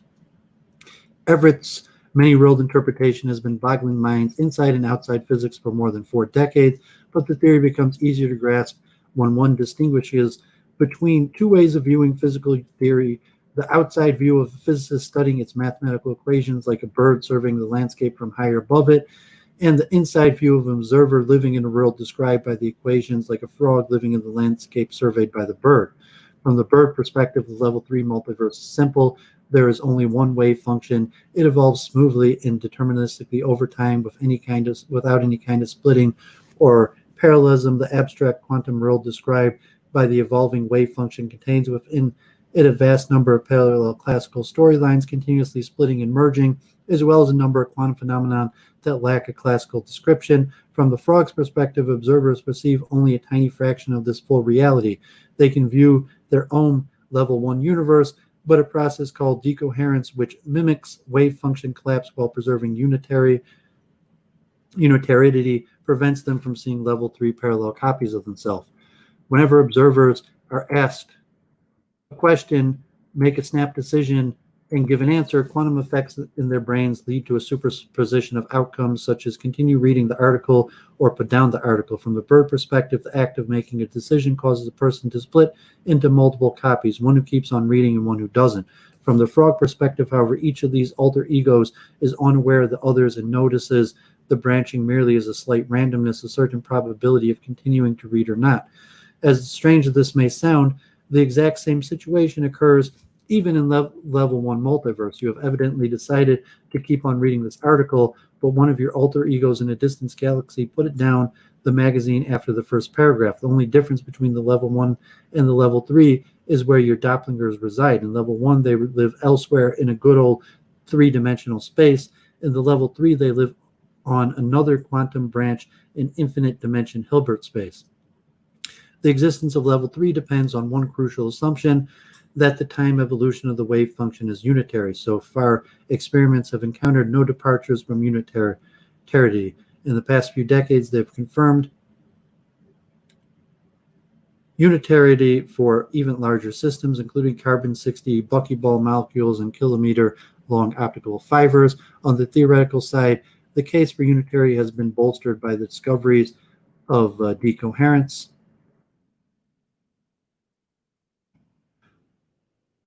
Some theorists who work on quantum gravity have questioned unitarity. One concern is that evaporating black holes might destroy information, which would be a non-unitary process, but as a recent breakthrough in a string theory known as ADS-CFT correspondence suggests even quantum gravity is unitary.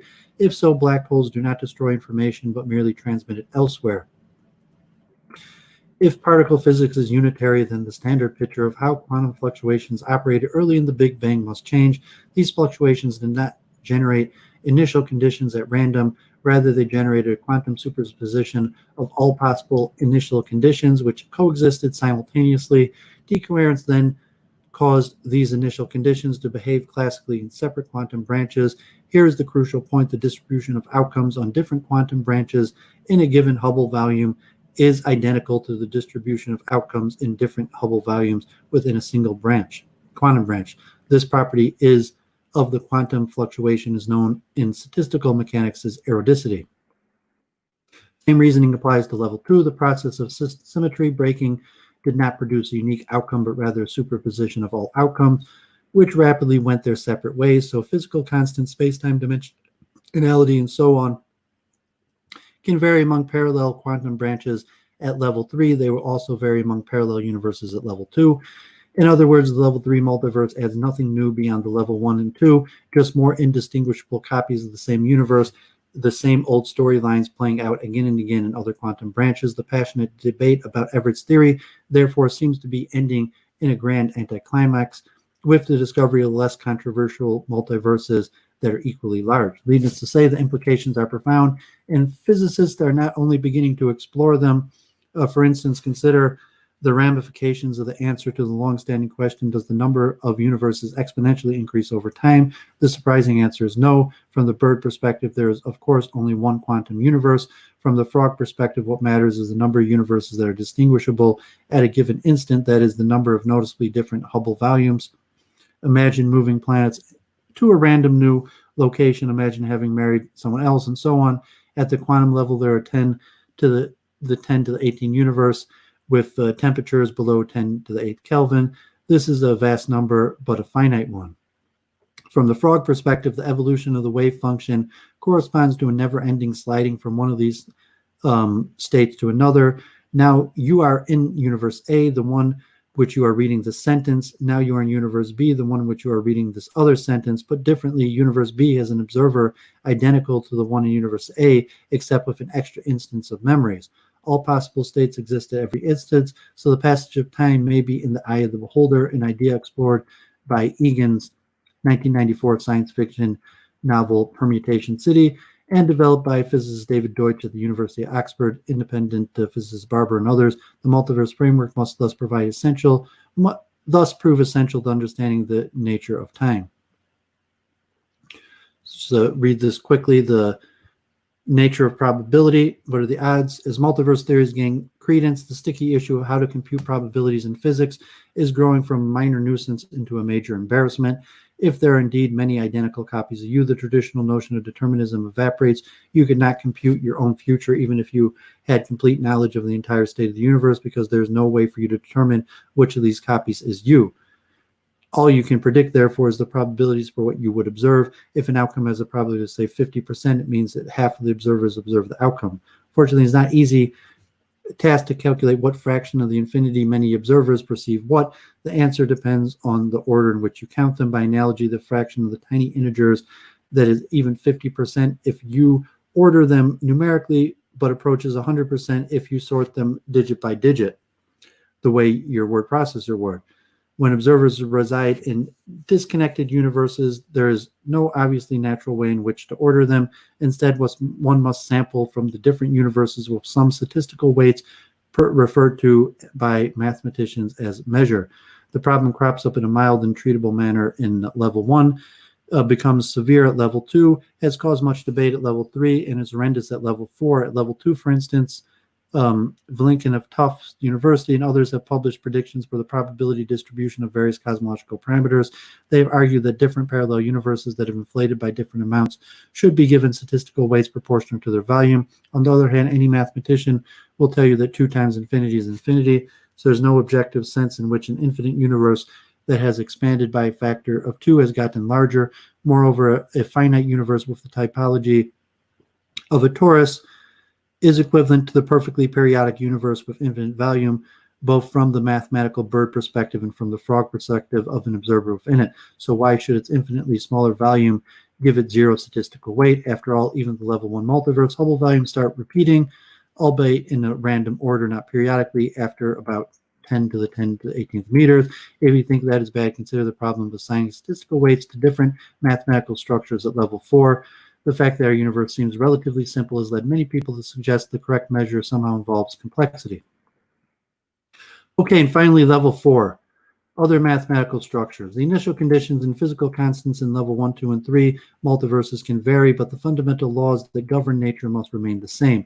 Why stop there? Why not allow the laws themselves to vary? How about a universe that obeys the laws of classical physics with no quantum effects? How about time that comes in discrete steps for computers instead of being continuous? How about a universe that is simply an empty Cahedron in the level 4 multiverse? All these alternative realities actually exist. A hint that such multiverse might not be just some beer-fueled speculation of the tight correspondence between worlds of abstract reasoning and observed reality, equations, and more generally mathematical structures such as numbers, vectors, and geometric objects describe the world with remarkable verisimilitude. In famous 1959 lecture, Wigner argued that enormous usefulness of mathematics and the nature of science is something bordering on the mysterious. Conversely, mathematical structures have an eerily real feel to them. They justify a central criterion of objective consistence. They are the same no matter who studies them. The theorem is true regardless of whether it is proved by a human, a computer, or intelligent dolphin. Contemplative alien civilizations would find the same mathematical structures as we have. According, mathematicians commonly say that they discover mathematical structures rather than create them. There are two tenable but diametrically opposed paradigms for understanding the correspondence between mathematics and physics, a dichotomy that arguably goes back as far as Plato and Aristotle. According to the Aristotelian paradigm, physical reality is fundamental and mathematical language is merely a useful approximation. According to Platonic paradigm, the mathematical structure is the true reality and observers perceive it imperfectly. In other words, the two paradigms disagree on which is more basic, the frog perspective of the observer or the bird perspective of the physical laws. The Aristotelian paradigm prefers the frog perspective, whereas the Platonic paradigm prefers the bird perspective. As children, long before we even heard of mathematics, we were all indoctrinated with the Aristotelian paradigm. The Platonic view is an acquired taste. Modern theoretical physics tend to be Platonists, suspecting that mathematical describes the universe so well because the universe is inherently mathematical. Then all physics is ultimately a mathematics problem. A mathematician with unlimited intelligence and resources could in principle compute the frog perspective, that is, compute what self-aware observers the universe contains, what they perceive, and what language they invent to describe their perceptions to one another. A mathematical structure is an abstract, immutable entity existing outside space and time. If history were a movie, the structure would correspond not to a single frame of it, but to the entire videotape. Consider the example of a world made up of point-like particles moving around three-dimensional space.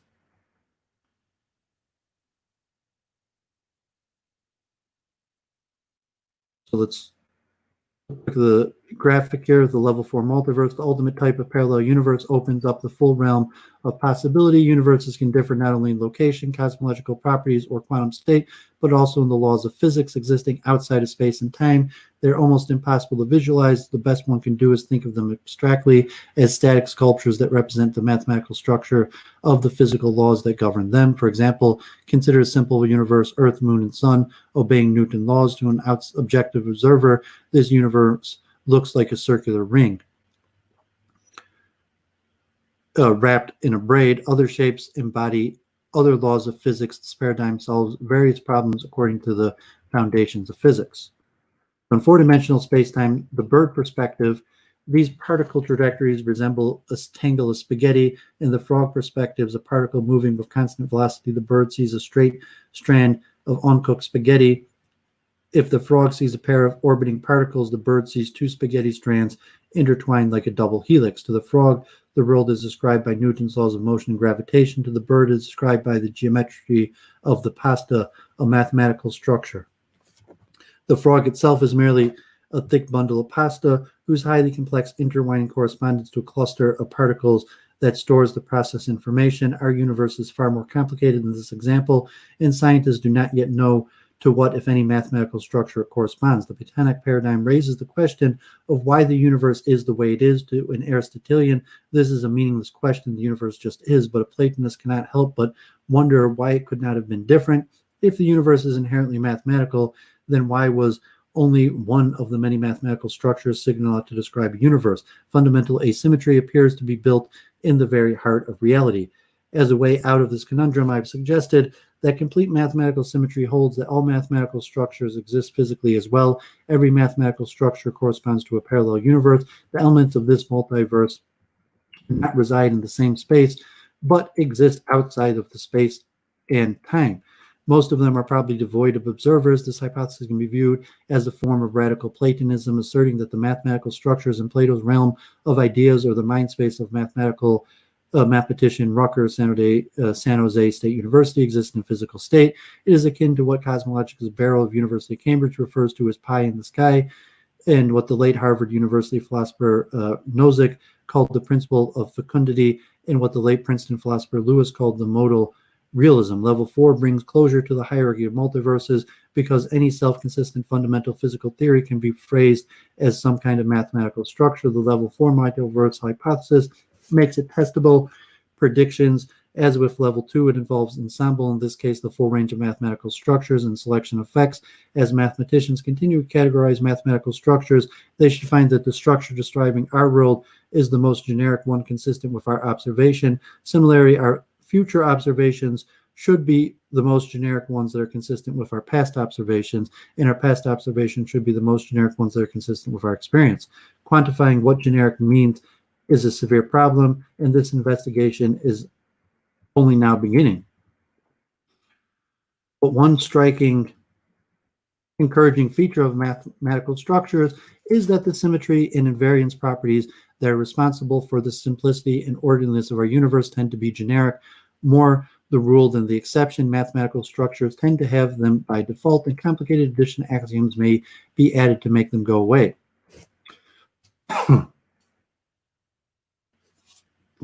So what says Occam? Scientific theories of parallel universes therefore form a four-level hierarchy in which universes become progressively more different from ours. They might have different initial conditions, different physical constants and particles, or different physical laws. It is ironic that the level 3 is the one that has drawn the most fire in the past decades, because it's the only one that adds no quantitatively new types of universes. In the coming decade, dramatically improved cosmological measurements of the microwave background and the large-scale matter distribution will support or refute level 1 by further pinning down the curvature of topology of space. These measurements will also probe level 2 by testing the theory of chaotic internal inflation. Progress in both astrophysics and high-energy physics should also clarify the extent to which physical constants are fine-tuned, thereby weakening or strengthening the case for level 2. If current efforts to build quantum computers succeed, they will provide further evidence for level 3, as they would in essence be exploiting the parallelism of the level 3 multiverse for parallel computation. Experimenters are also looking for evidence of unitary in violation, which would rule out level 3. Finally, success or failure of the grand challenge of modern physics, unifying general relativity and quantum field theory, will sway opinions on level 4. Either we will find a mathematical structure that exactly matches our universe, or we will bump up against a limit to the unreasonable effectiveness of mathematics and have to abandon that level. So should you believe in parallel universe? The principal arguments against them are that they are wasteful and that they are weird. The first argument is that the multiverse theories are vulnerable to Occam's razor because they postulate the existence of other worlds that we can never observe. Why should nature be so wasteful and indulge in such opulence as an infinity of different worlds? Yet this argument can be turned around to argue for a multiverse. What precisely would nature be wasting? Certainly not space, mass, or atoms. The uncontroversial level 1 multiverse already contains an infinite amount of all three, so who cares if nature wastes some more? The real issue here is the apparent reduction in simplicity. A skeptic worries about all the information necessary to specify all the unseen worlds, but an entire ensemble is often much simpler than one of its members. The principle can be stated more formally using the notion of algorithmic information content. The algorithmic information content in a number is, roughly speaking, the length of the shortest computer program that will produce the number as output. For example, consider the set of all integers, which is simpler, the whole set or just one number. Naively, you might think a single number is simpler, but the entire set can be generated by quite a trivial computer program, whereas a single number can be hugely long. Therefore, the whole set is actually simpler. Similarly, the set of all solutions to Einstein's field equations is simpler than specific solution. The former is described by a few equations, whereas the latter requires the specification of a vast amounts of initial data and some hypersurface. The lesson is that complexity increases when we restrict our attention to one particular element in an ensemble, thereby losing the symmetry and the simplicity that we inherit in the totality of all the elements taken together. In this sense, the higher level multiverses are simpler. Going from our universe to level 1 multiverse eliminates the need to specify initial conditions. Upgrading to level 2 eliminates the need to specify physical constants, and level 4 multiverse eliminates the need to specify anything at all. The opulence of complexity is all in the subjective perception of observers. The frog perspective, from the bird perspective, the multiverse can hardly be any simpler. The complaint about weirdness is an aesthetic rather than scientific, and it really makes sense only in the Aristotelian worldview. Yet what did we expect? When we asked a profound question about the nature of reality, we do not expect an answer that sounds strange. Evolution provided us with an intuition for the everyday physics that had survival value for our distant ancestors. So whenever we venture beyond the everyday world, we should expect it to seem bizarre. Common feature for all 4 multiverse levels is that the simplest and arguably most elegant theory involves parallel universes. By default, to deny the existence of these universes, one needs to contemplate the theory by adding experimentally unsupported processes in an ad hoc postulated finite space, wave functions, collapse, and ontological asymmetry. Our judgment therefore comes down to which we find more wasteful and inelegant, many worlds or many worlds. Perhaps we will gradually get used to the weird ways of our cosmos and find its strangeness to be part of its charm. Okay, and there we have it. So just not sure if too many people are following, but this is the strong basis of the multiple truth hypothesis, that it's going to leave a framework not just for what we talked about in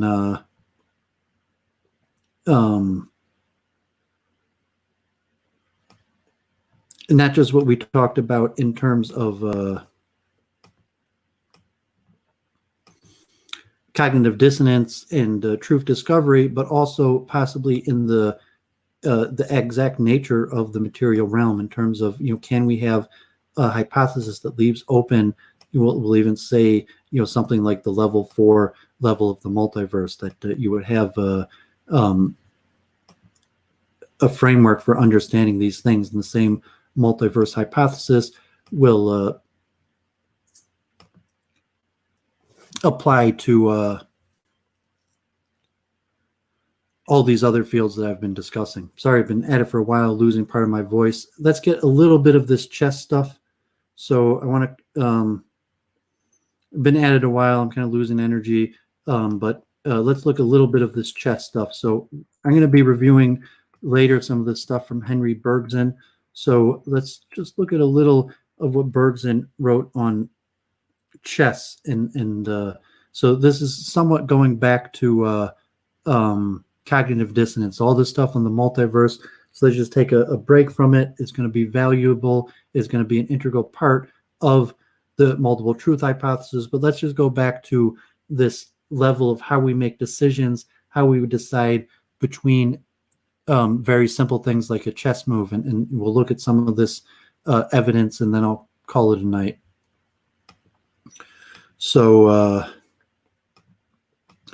this is Bergson, Mind, Energy, Lectures and Essays, published in 1920. And here is something from 1902 on intellectual effort. Let me get this full screen.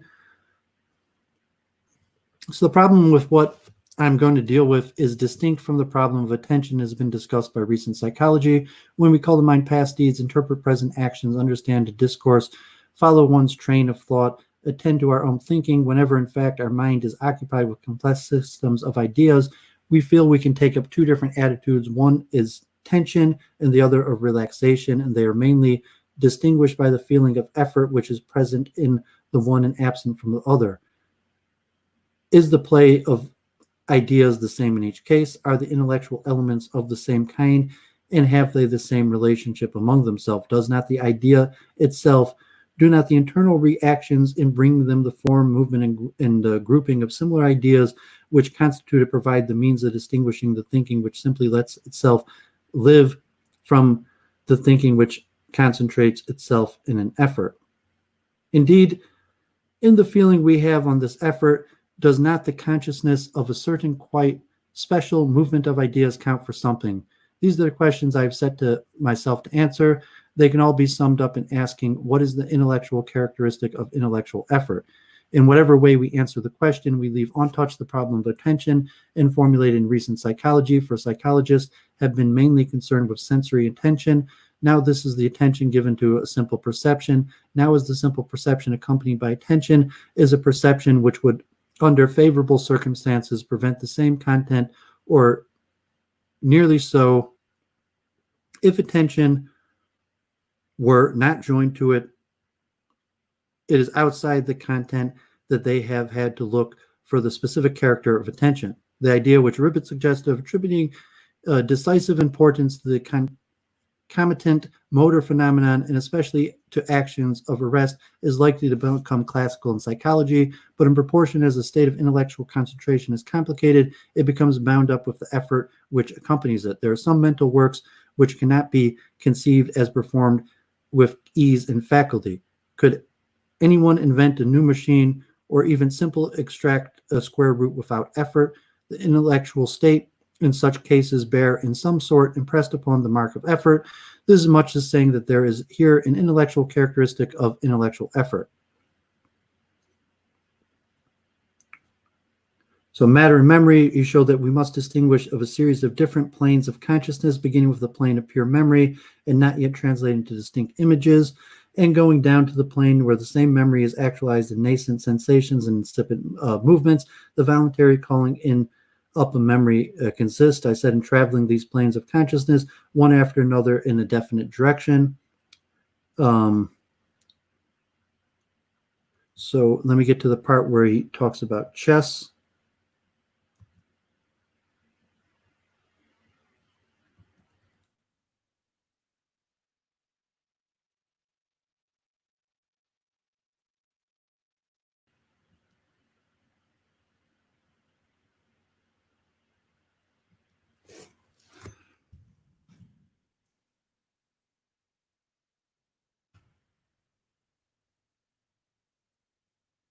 I apologize. Bergson writes something about chess in this trying to solve this. Trying to examine this question about effort and thought and levels of thought, and whether we use a visual imagery to do that. Bergson talks about blindfold chess, and for some reason, I did not appear to have the right page here. And okay, here. So a skillful chess player may be able to play several games at once without looking at the chessboards. At each move, one of his opponents, the new position of each piece move is indicated to the player. He then moves a piece on his side, and thus playing blindly, picturing mentally at each moment the respective positions of all the pieces on the chessboards. He's able to win, often against good players, games simultaneously played. Taine, a well-known passage, has given a theory of why the feat is performed. He derived it from indications furnishing by a player, one of his own friends. According to the theory, the player uses here a purely visual memory. He perceives it continuously as in an inner mirror, the image of each of the chessboards with its pieces as it appears with each new move. Alfred Binet, however, investigated the mental procedure in case of a number of blindfold players and reached a quite definite and entirely different conclusion. The image of the chessboard was, with its pieces, is not presented to the memory clean cut and readily made as in a mirror, but at every move in the game, the player has to make an effort of reconstruction. What is that effort? What are the elements actually present in the memory? On the point of an investigation yield unexpected results. The players all agreed that a mental vision of the pieces themselves would be more disturbing to them than useful. What they keep in mind is not an external aspect of each piece, but its power, its bearing, and its value and its function. A bishop is not a piece of wood of more or less fantastic shape. It is an oblique force. The castle is a certain power going in a straight line. The knight, the piece which almost equal to 3 pawns, in which moves according to a quite special law, and so on. So much for the pieces. Now for the game. What is present to the mind of the player is a composition of forces, or rather relation between allied or hostile powers. The player remarks mentally the history of the game from the beginning. He reconstitutes the successive events which have brought about the present situation. He thus obtains an idea of the whole, which enables him at any moment to visualize the elements. The abstract idea is moreover one. It applies reciprocal penetration of all the elements in one another. What proves it is that each game appears to the player with a character entirely its own. It gives him an impression sui generis. I grasp it as a musician grasps a chord. So one of the players described it, and it is just as this difference of physiognomical expression, so as to say, which enables the player to keep several games in mind without confusing them. So then here again, there is an ideal scheme of the whole, and the scheme is neither an extract nor a summary. It is incomplete as the image will be when called up, but it contains in a state of reciprocal implications what the image will evolve into parts external to one another.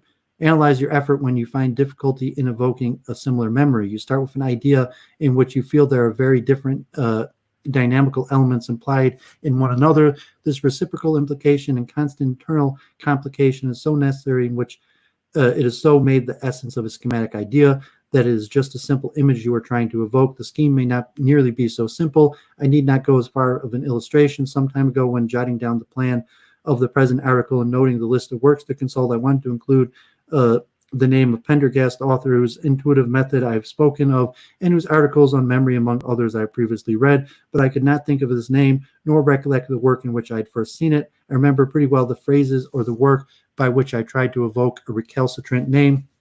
I started with a general impression which I had of it. It was an impression of a strangeness, but not of a strangeness in general, but rather a certain definite kind of strangeness.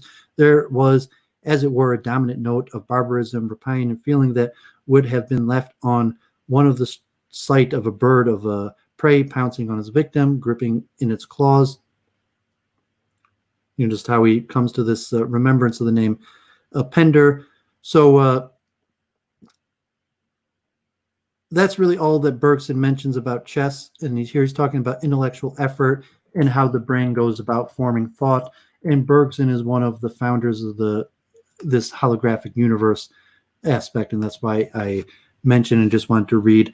Okay, Jennifer finally showed up, so yeah, I'm close to finishing up. So great. So hopefully we can review on Sunday. We'll do those slides I messaged her. So I'm just going to read these last two articles. I just wanted to bring this Bergson thing up to mention, Bergson, because he had thoughts on chess, and specifically chess as being useful to determine answers to the question of how the mind creates thought. And we'll see a lot more Bergson when we analyze the holographic universe. So let's read this article, 1992, from Psychological Research, The Impact of Chess Research on Cognitive Science, because I'm going to be using a lot of chess research to try to explain these cognitive science aspects. So just want to, nice little article here that gives a little history of the role that chess has played in cognitive science research. And to some extent, chess might be the most well-researched of anything within the cognitive fields, even more so than something like mathematics or language. Although chess research has not been a mainstream activity in cognitive science, it has a significant impact in the field because of the experimental and theoretical tools it has provided. The two most cited references in chess research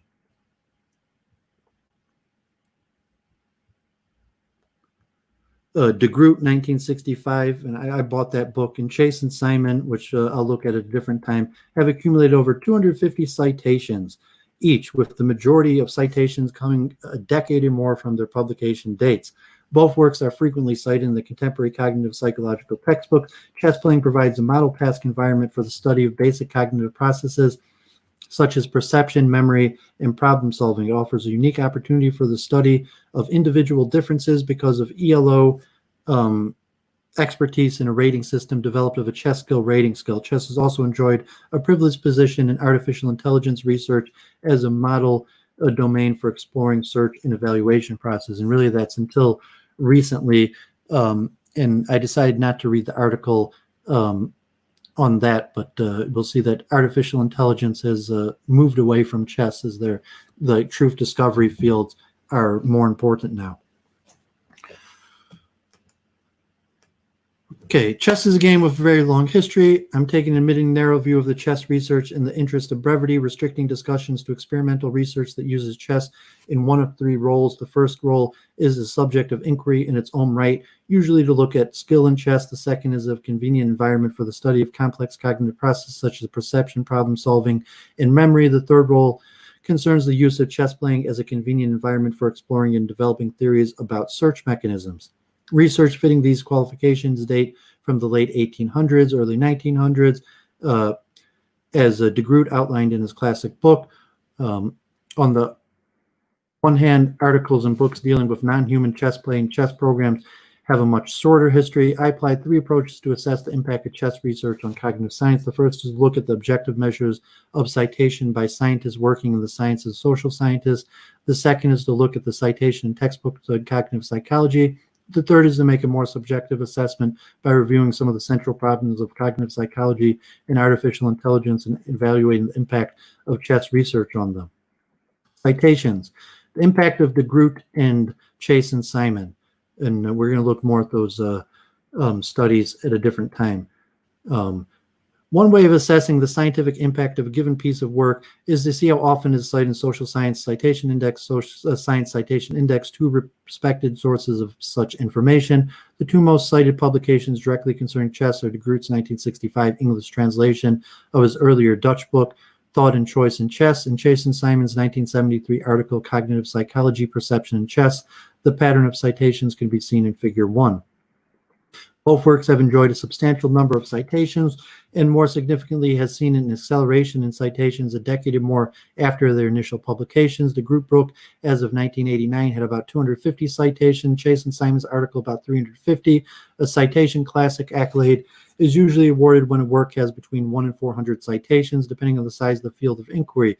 So these two works can safely judged to be classic ones.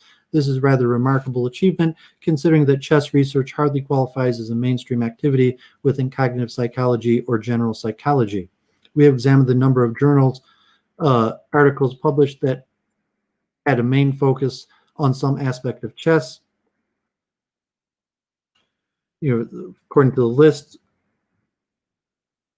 so here you can see that chart of this article is tens of years old, written in 1992, but showing that these cases decades later are picking up in speed.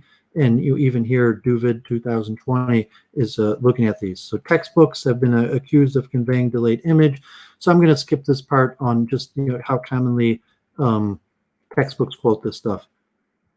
So chess research and cognitive psychology. In this section, this is the main part I wanted to look at.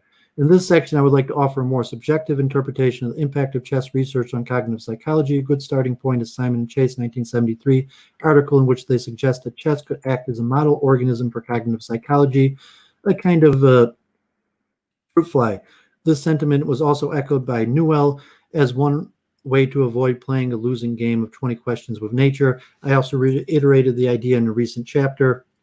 The argument is a familiar one.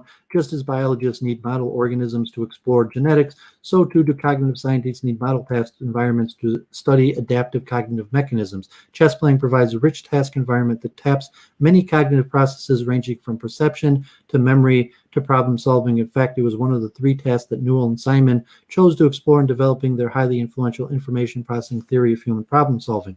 For better or worse, chess research is appealing in part because it offers a rich, ecologically valid environment in which to do careful laboratory studies of cognition.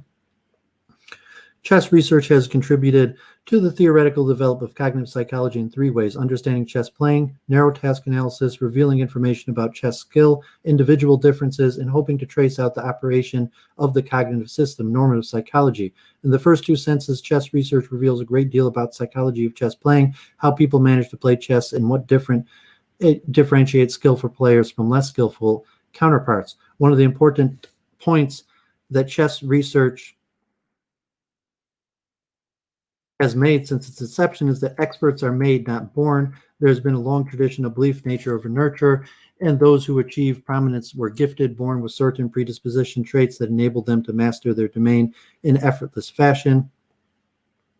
Certainly, individual difference psychology in its earliest English language appearance, Galton drew upon the Darwinian notions of survival of the fittest, with fitness being defined in terms of traits that suit some ecological niche better than others. By these tenets, if someone became a chess master, it was assumed to be the traits they possessed that enabled them to deal better with the domain than those who did not have such traits. Thus, it was thought initially that chess grandmasters were awesome thinking machines who could play long sequences of moves that their less able opponents were incapable of considering. The group's 1965 work in the 30s and 40s showing that grandmasters did not think more deeply than club players was in rude shock to those holding this view. Chase and Simon's finding that a master was not even superior to a novice for de Groot's recall test when randomized chess positions were presented challenged the view that grandmasters possessed the superior trait of memory. The finding that even those who became grandmasters had spent thousands of hours studying playing before reaching high performance levels swept away the view that mastery is achieved effortlessly.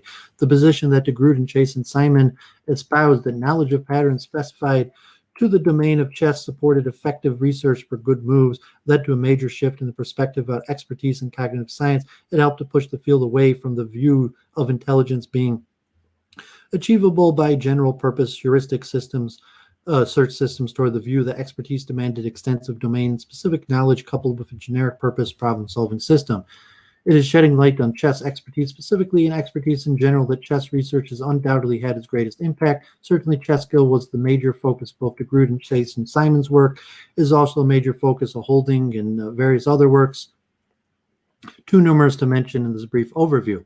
Nonetheless, chess research's wide appeal is in the way it manages to address basic questions of psychology and artificial intelligence in a realistic task environment. I shall mention just a few representative cases. The switch in perspective from the Gestalt view that human problem solving can be seen as a pattern completion to the information processing view best described as a serial search in problem space with pattern matching as an important component process owes much to chess research.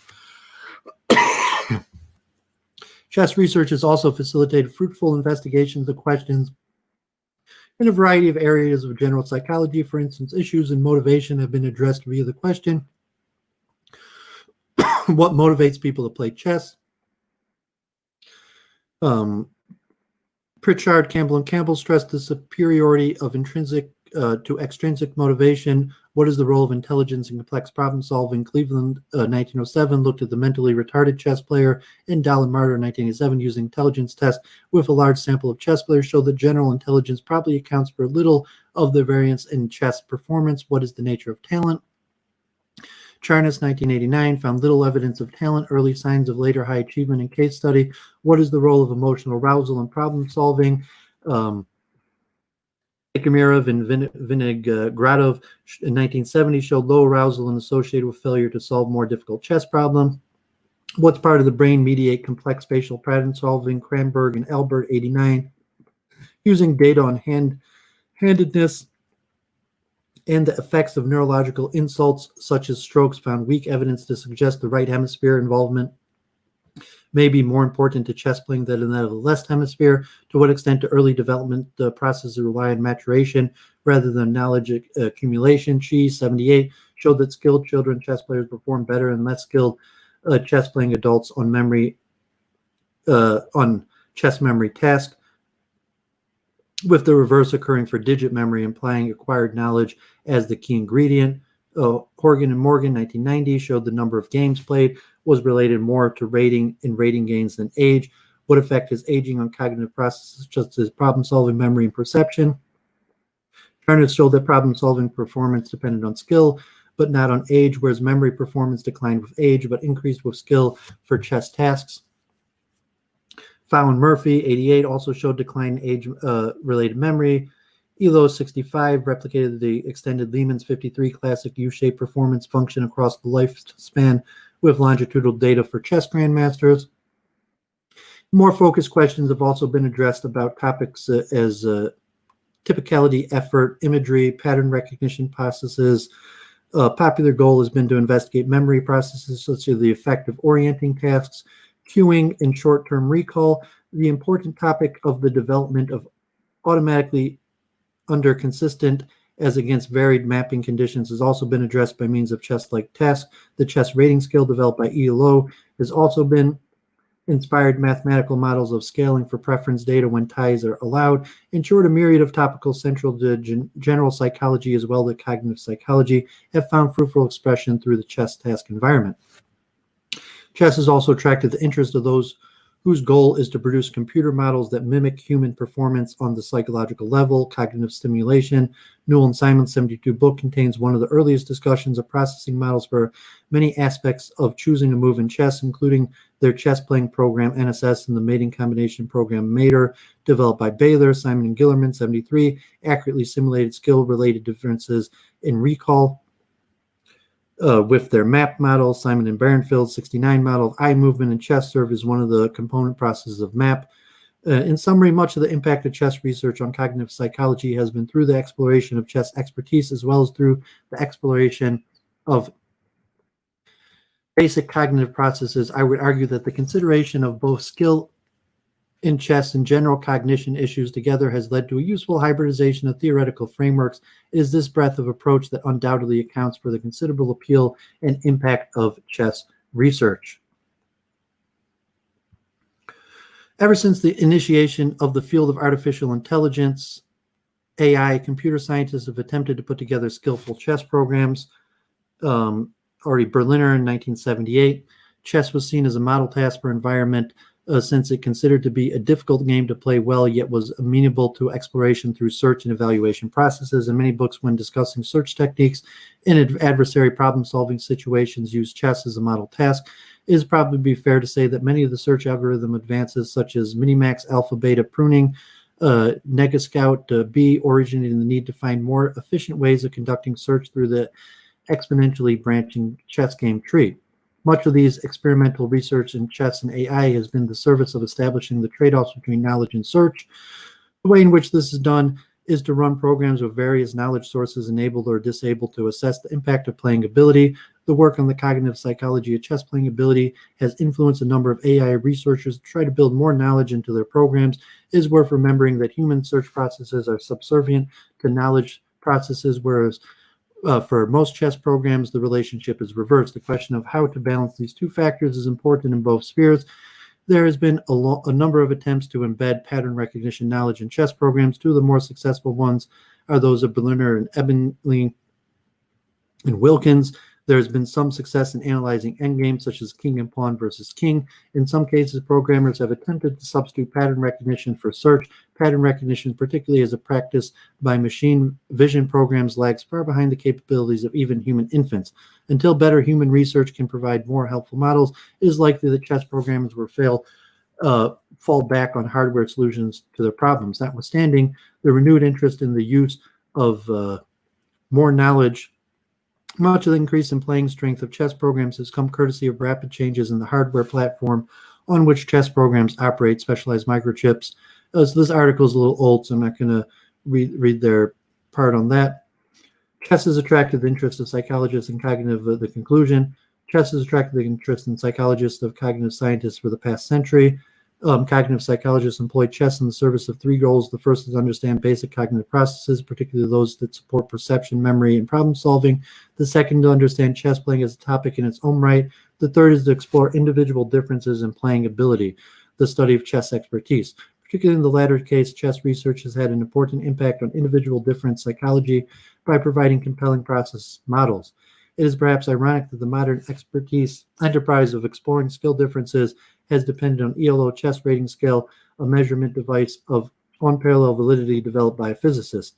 These branches of chess research have also influenced the direction taken by practitioners of machine intelligence, AI, seen as the theoretical branch of cognitive psychology, attempts to build systems that behave intelligently. To behave intelligently, a system needs to be able to solve problems. Successful problem-solving demands search and evaluation processes. Chess playing provides a model task environment in which to explore the relationship between those two factors for human and machine alike. Okay, so got that one article now on kind of a history of the relationship between chess research. If you're reading Bergson going back to 1902, and in future streams, I'm going to look at quite a few of this actual research in chess in relation to cognitive dissonance and how we go about forming decisions. And chess will be a great model, one that Duvid, I guess, is an expert level chess player, streams chess, well known in the chess community, chess coach, can even somewhat do experiments in pedagogy and coaching chess. And it's also deeply related to this area of research and kind of this concept of the multiple truth hypothesis. We'll look at the different methods that people use to solve chess positions. So with that, let's look at this last article before I close off. I'm just going to read a little bit here from this in terms of Philip Ross from the expert mind. In terms of effort study, effortful study is the key to achieve success in chess, classical music, soccer, and many other fields. New research has identified that motivation is a more important factor than innate ability. So studies on the mental processes of chess grandmasters have revealed clues to how people become experts in other fields. The famous article by Philip Ross. Man walks along the inside of a circle of chess tables, glancing at each of the two for 3 seconds before making his move. On the outer rim, dozens of amateurs sit pondering their replies until he contemplates the circuit. So talking about Capablanca, how did he play so well? So the history of human expertise begins with hunting, a skill that was crucial to the survival of our early ancestors. The mature hunter knows not only where the lion has been, he can also infer where it will go. Tracking skills increase as repeated studies show from childhood onwarding, rising a linear relationship all the way out to the mid-30s where it tops out. Says Jeff Bach, an anthropologist at California State University, takes less time to train a brain surgeon. Without demonstrable immense superiority in skill over the novice, there can be no true experts. Only lay people with imposing credentials such as are too common. Rigorous studies in the past 2 decades have shown that professional stock pickers invest no more successfully than amateurs. They know to connoisseurs distinguish wine hardly better than Yakels, and that highly credentialed psychiatric therapists help patients no more than colleagues with less advanced degrees. And even when expertise undoubtedly exists, as in, say, teaching or business management, it is often hard to measure, let alone explain. Kasparov, the Russian grandmaster, will win 75% of his game against the 7,500 ranked grandmasters. His skill at chess, however, can be measured, broken into components, subjected to laboratory experiments, and readily observed in its natural environment, the tournament hall. The measurement of chess skill has been taken further than similar attempts with any other game, sports, or competitive activities. Statistical formulas weigh a person's recent results over older ones and discount successes according to the strength of one opponent. The results are a rating that predicts the outcomes of players. I can read through all of this, but I just wanted to highlight some of this. So lessons from chess. Because skill at chess can easily be measured and subjected to laboratory experiments, the game has become an important test bed for theories in cognitive science. Researchers have found evidence that chess grandmasters rely on a vast store of knowledge in game positions. Sometimes scientists have theorized that grandmasters organize information in chunks, which can be quickly retrieved from long-term memory and manipulated in working memory. To accumulate this body of structured knowledge, grandmasters typically engage in years of effortful study, continual attacking challenges that lie just beyond their competence. The top performers in music, mathematics, and sports appear to gain their expertise in the same way, motivated by competition and the joy of victory. This article mentions De Groot. The experiments indicate that memory of young chess masters is tuned to typical game positions. In 13 studies conducted between 1973 and 96, the results were compiled in a review article in 1996. Players of various skill levels were shown positions from actual games and positions obtained by randomly shuffling the pieces. After observing the positions for 10 seconds or less, the players were asked to reconstruct them from memory. The results showed that chess masters and grandmasters were significantly better than weaker players at recalling the game positions, but only marginally better at remembering the random positions. This finely tuned long-term memory appeared to be crucial to chess expertise. You see here in the ratings for pieces correctly recalled, random was very low for everybody, but for that's only for 10 seconds. We're looking at it for a few seconds, but for stronger players, it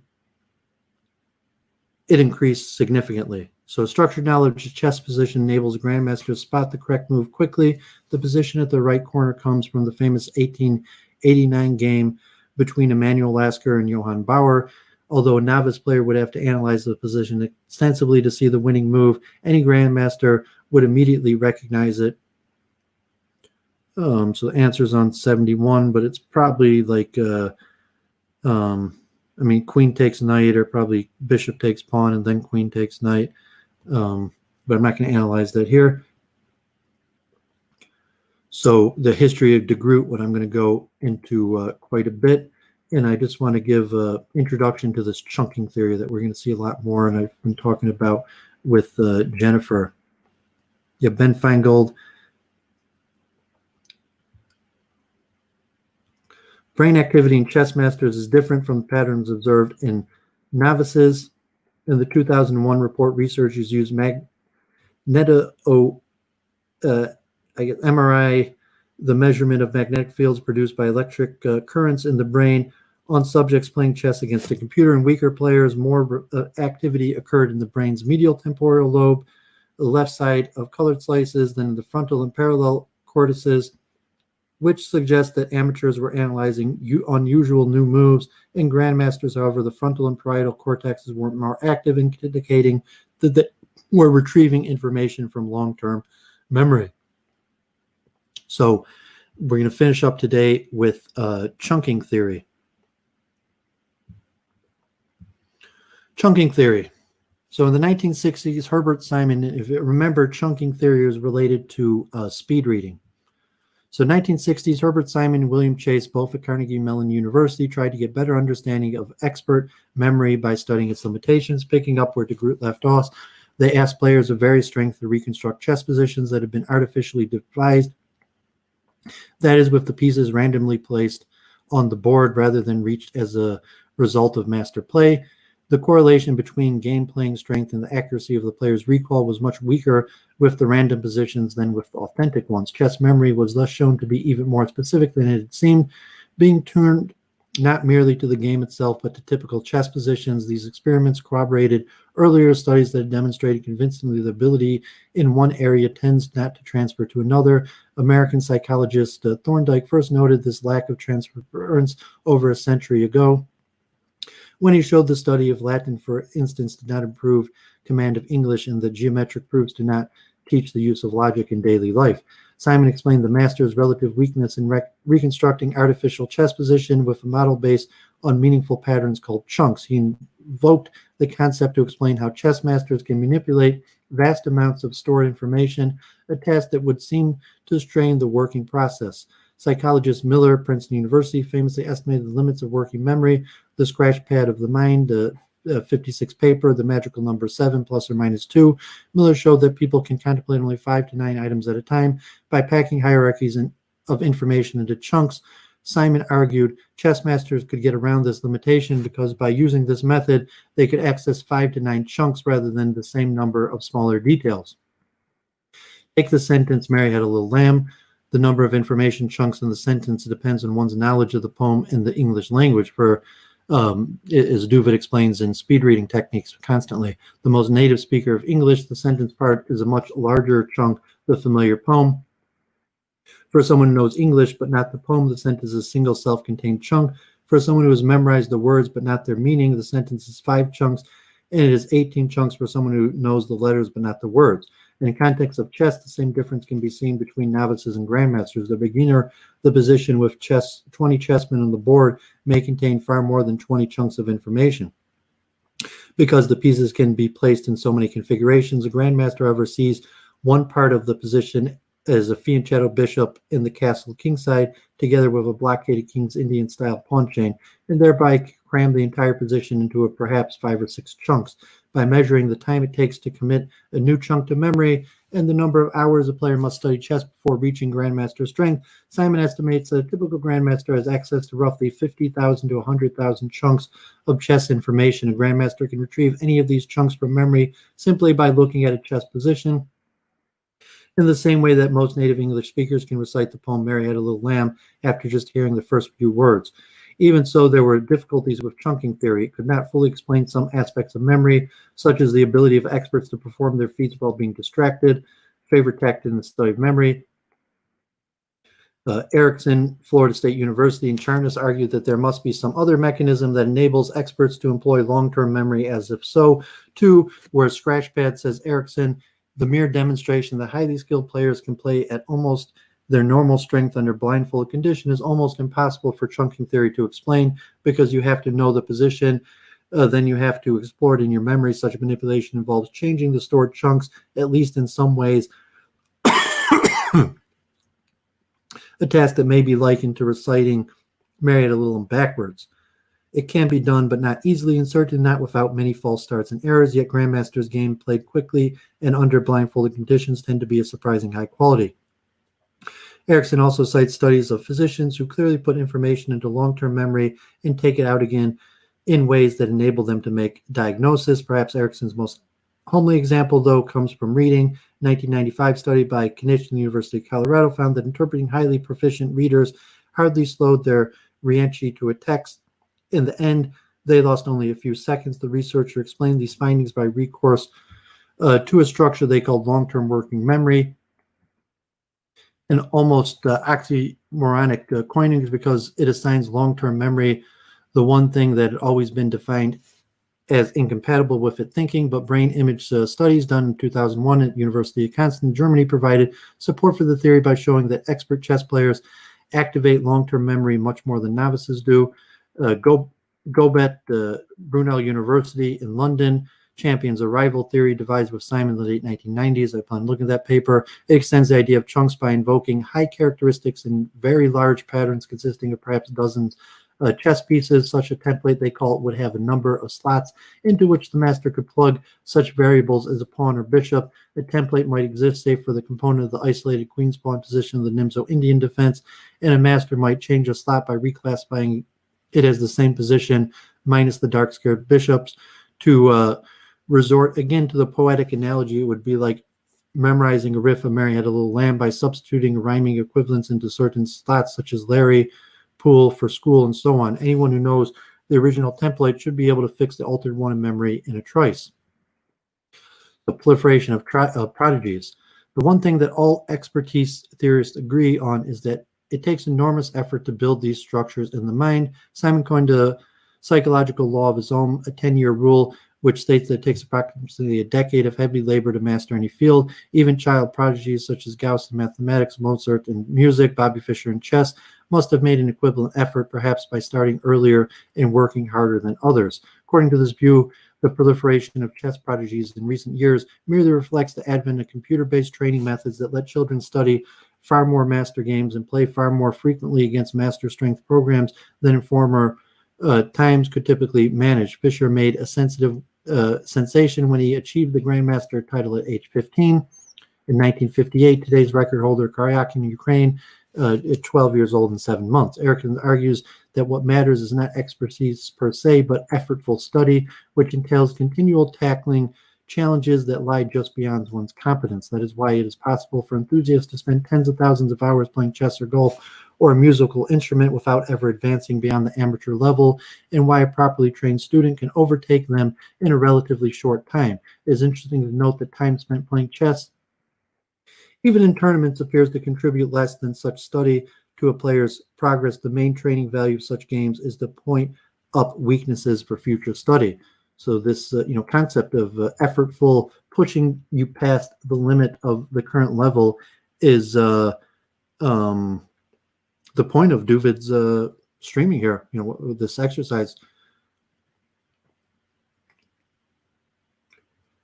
So skip this training, the study of soccer players to show this.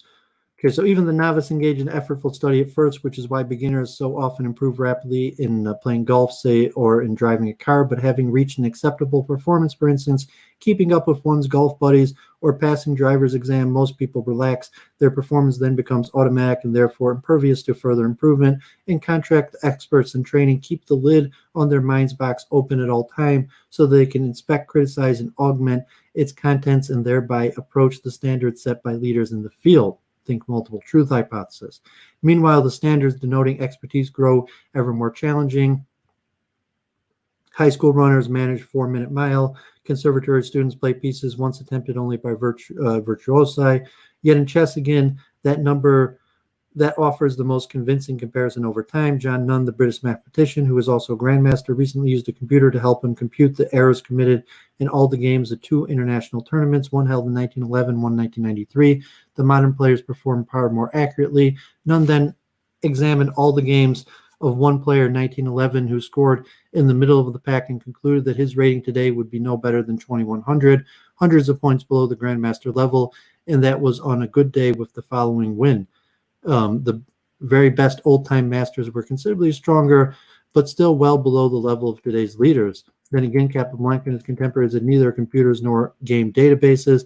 They had to work things out for themselves, as did Bach, Mozart, and Beethoven. If they fall below today's masters in technique, they tower above them in creative power. The same comparison can be made between Newton and typically new minted PhDs in physics. At this point, many skeptics will finally lose patience. Surely they will say it takes more to get to Carnegie Hall than practice, practice, practice. Yet this belief in the importance of innate talent, strongest perhaps among experts themselves and their trainers, is strangely lacking in hard evidence to substantiate. In 2002, Gobet conducted a study of British chess players ranging from amateurs to grandmasters and found no connection at all between their playing strengths and their visual spatial abilities as measured by shape. Memory test. Other researchers found that the abilities of professional handicappers to predict the results of horse races did not correlate at all with mathematical abilities.